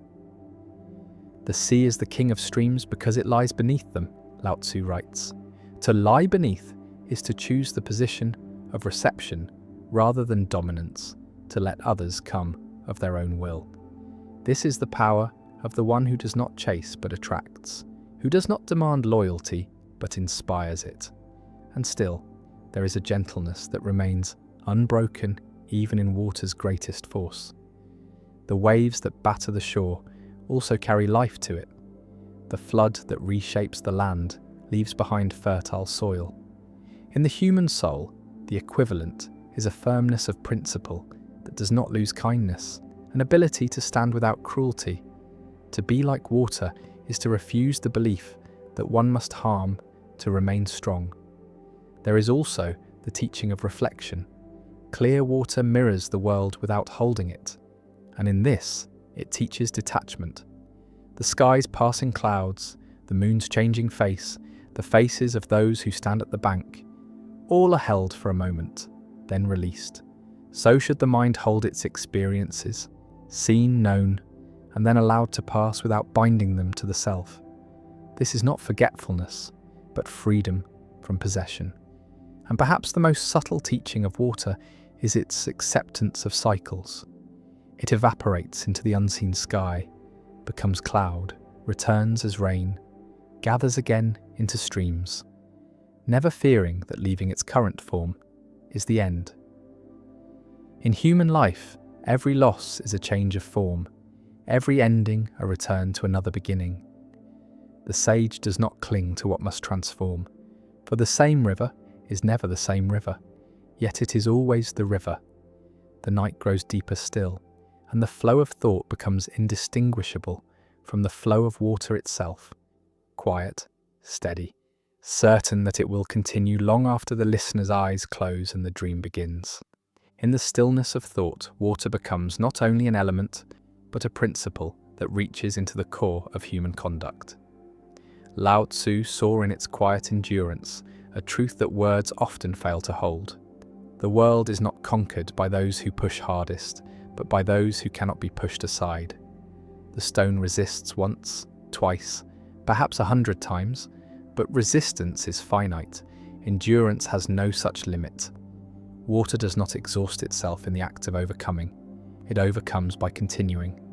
And in that continuation lies a subtle form of wisdom, one that does not see victory as a single, shining moment, but as a quiet inevitability that unfolds without the noise of battle. This is why the sage learns to value time as a companion rather than an enemy. Time, like water, wears down all that is fixed and unbending, but it also nourishes all that is willing to grow. To be in harmony with time is to refuse the false urgency of forcing outcomes before they are ready, to understand that the ripest fruit will fall without effort, that the seed beneath the soil already knows its way upward. Yet water's teaching is not passivity. It moves, always moves, shaping the land, feeding the roots, carrying life from one place to another. Even when it appears still, there is movement beneath, currents invisible to the eye, but strong enough to shift the bed of the river. So it is with the inner life. The most profound transformations often occur in the depths, where no one is looking. To cultivate such depth is to live without needing the constant approval of the surface world, to find strength in the unseen work that will, in time, emerge naturally. In this, water teaches the discipline of self-containment. It does not boast of where it has been or where it will go. It simply flows toward its purpose. And purpose for water is not a fixed point but a state of being. The river does not dream of the sea, it moves toward it because that is what it is. In human terms, this is to act in accordance with one's nature, not in pursuit of an image or reward. When action is aligned with nature, there is no exhaustion from pretending, no weariness from holding a shape that is not one's own. Water's humility is another part of its strength. It does not seek the highest place but finds the lowest, not out of shame, but because the lowest place is the gathering place. There streams unite, there life thrives. Lao Tzu saw that a ruler who holds himself low becomes the meeting point for his people, and a person who lowers pride becomes a friend to all. Humility is not weakness but access. It is the opening through which all things may pass. In the way of water, pride is a dam, and humility the open channel. And water's patience is not without its moments of sudden transformation. There are times when a river swells into a flood, when the quiet accumulation becomes an unstoppable surge. In life, this is the moment when long preparation meets the right conditions, when years of quiet work produce a single, undeniable movement. The flood is not reckless, it is the release of what was already stored. And when the force is spent, water returns to stillness, without regret for its brief display of power. This is a strength rare in the world, knowing when to act with full force and when to return to the quiet flow. Water also teaches transparency. It holds no secrets for itself, yet it conceals depths to those who look without truly seeing. In its clarity, it reflects the world faithfully. In its depth, it holds mysteries. This is the balance the sage seeks: openness without vulnerability to harm, depth without the need for display. And perhaps the most comforting of water's lessons is its inevitability. It will reach the sea, whether in days or decades, whether as a river, a stream, or a cloud returning as rain. There is no doubt in its journey, only the calm certainty of arrival. For a human life, this is the trust that one's path, if walked with constancy, will arrive where it must, without the strain of forcing each step. The night listens to these truths as a sleeper listens to the rain, not needing to grasp each drop, only to feel the rhythm that has no beginning and no end. And in that rhythm, the soul finds its own reflection, soft, patient, enduring.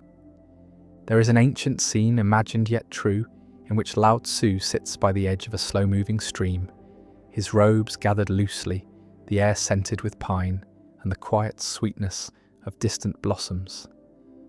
He does not speak at first, for the water is already teaching, and he listens as one listens to an elder. The stream glides past, carrying leaves that turn in gentle spirals, their movements directed not by will, but by the unhurried certainty of the current. Here he observes what many fail to see. Water does not compete, yet nothing can rival its persistence.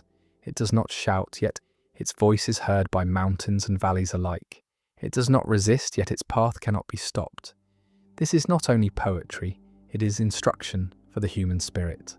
Life often presses the mind to harden, to defend, to meet force with greater force.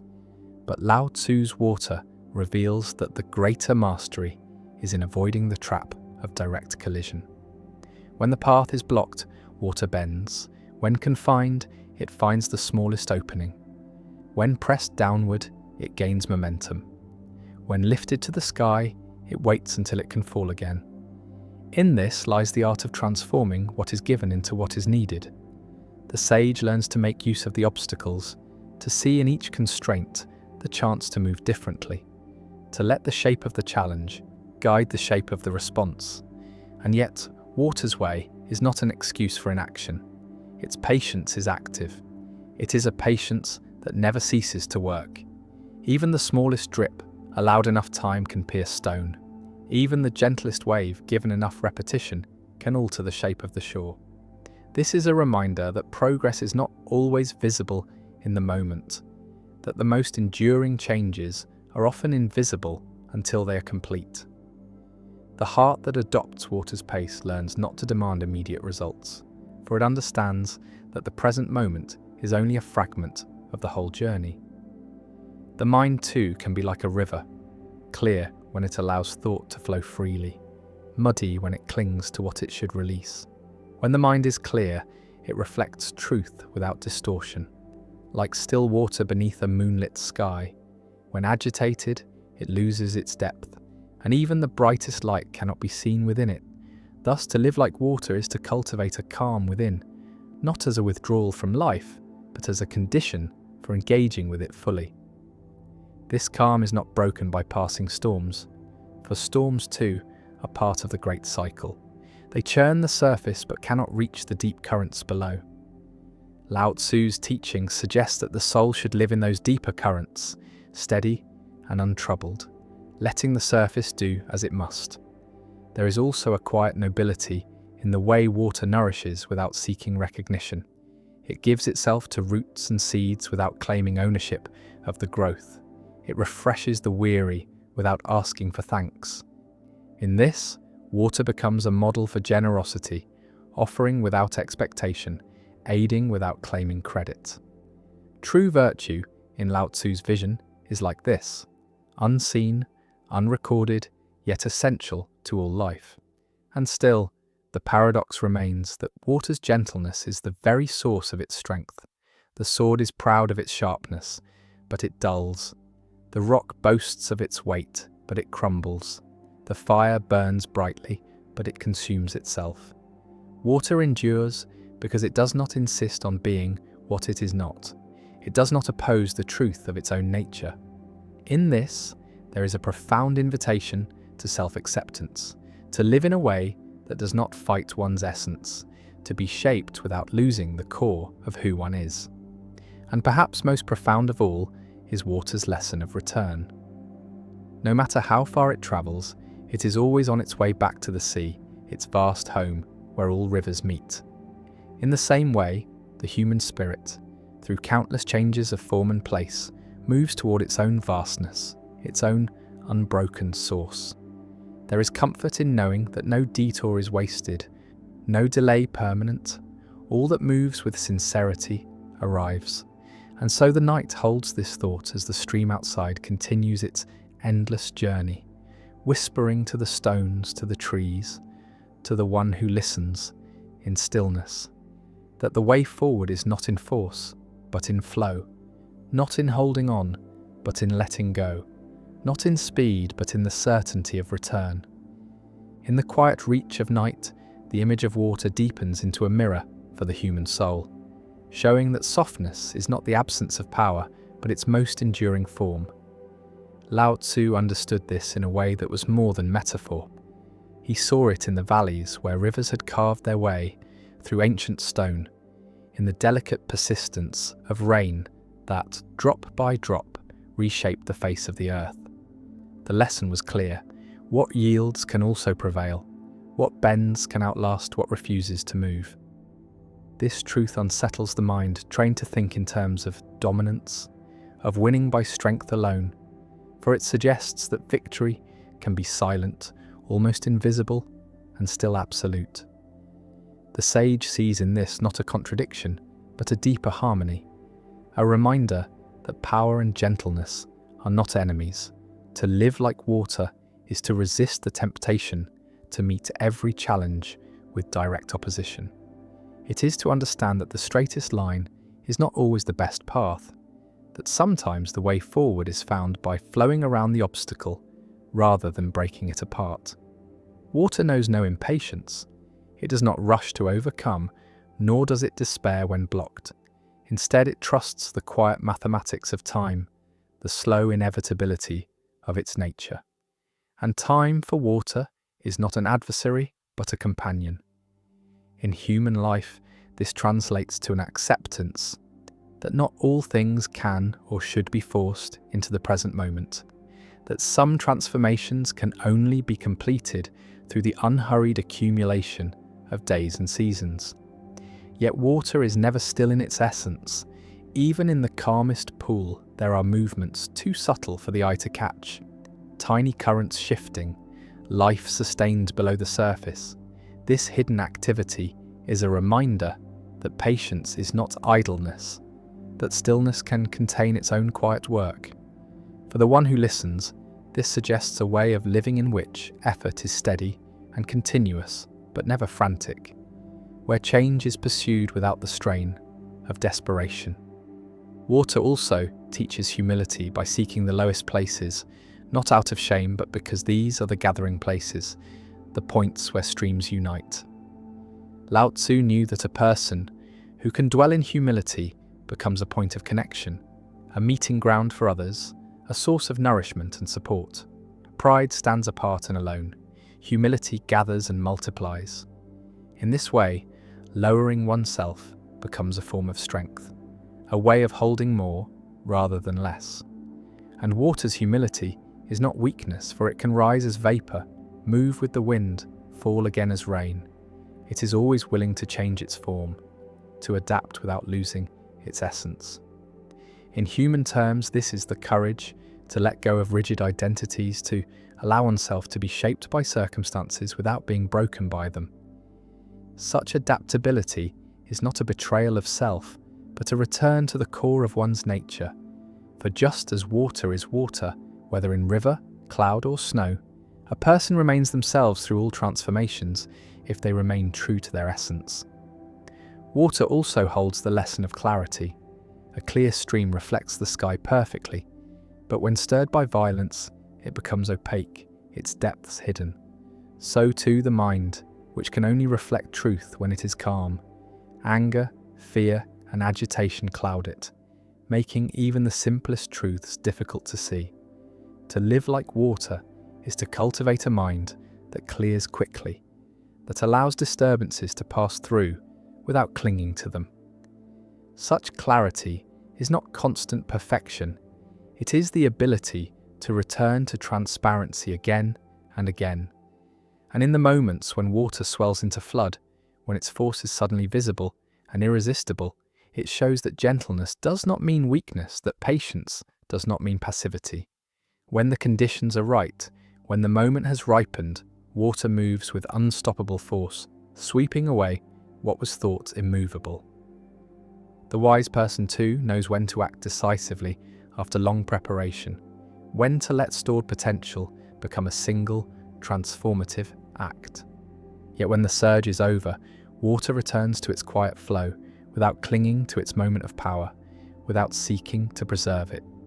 This is the rhythm of life well lived, times of stillness, times of movement, each with their place, each flowing naturally into the other.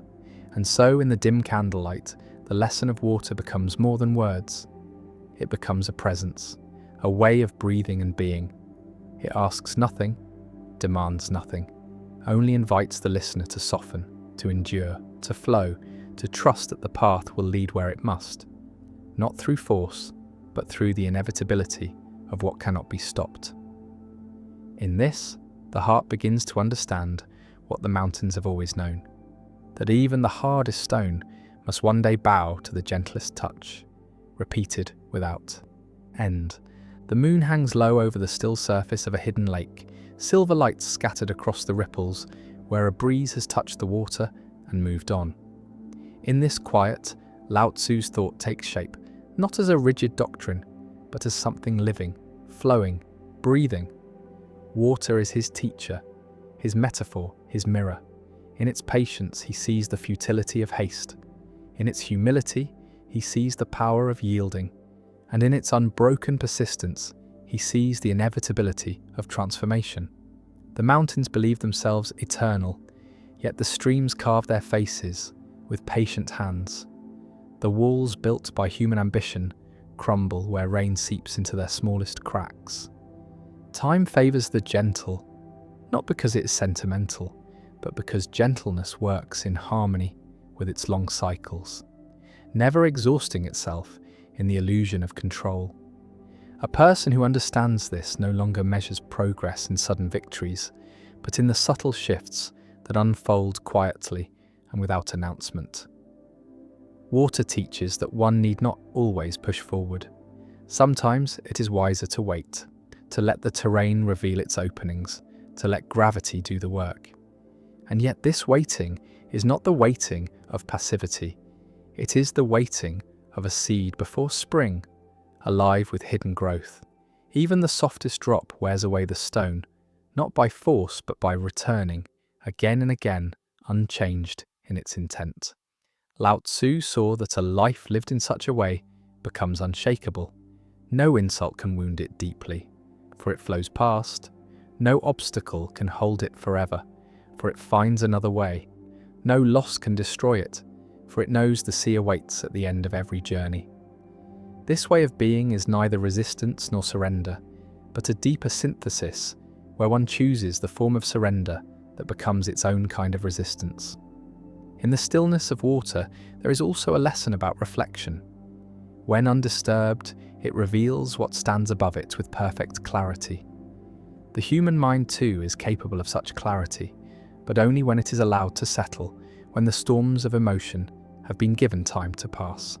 Clarity cannot be forced, it arrives naturally when the agitation is released. To see truly, one must learn to let the sediment of thought sink to the depths until the surface shines like a mirror. And yet water is not afraid to be stirred, for it knows the sediment will settle again. There is no fear of change in its nature, no desperate clinging to form. A river is not less itself when it becomes mist, nor when the mist becomes rain. The essence remains even as the shape shifts. This is the freedom that comes from self-knowledge, the understanding that identity is not bound to one moment, one role, one appearance.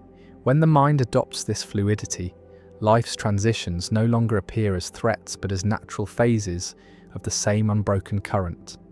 In its giving, water teaches a final quiet truth. It nourishes without discrimination, flowing equally to the just and the unjust, the beautiful and the decayed.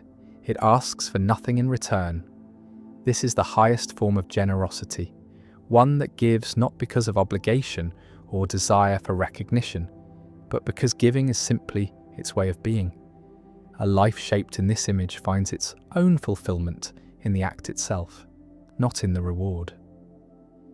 The candle on the low table flickers as a breath of night air slips into the room, and the listener can almost hear the voice of that ancient sage, not as a command, but as a suggestion.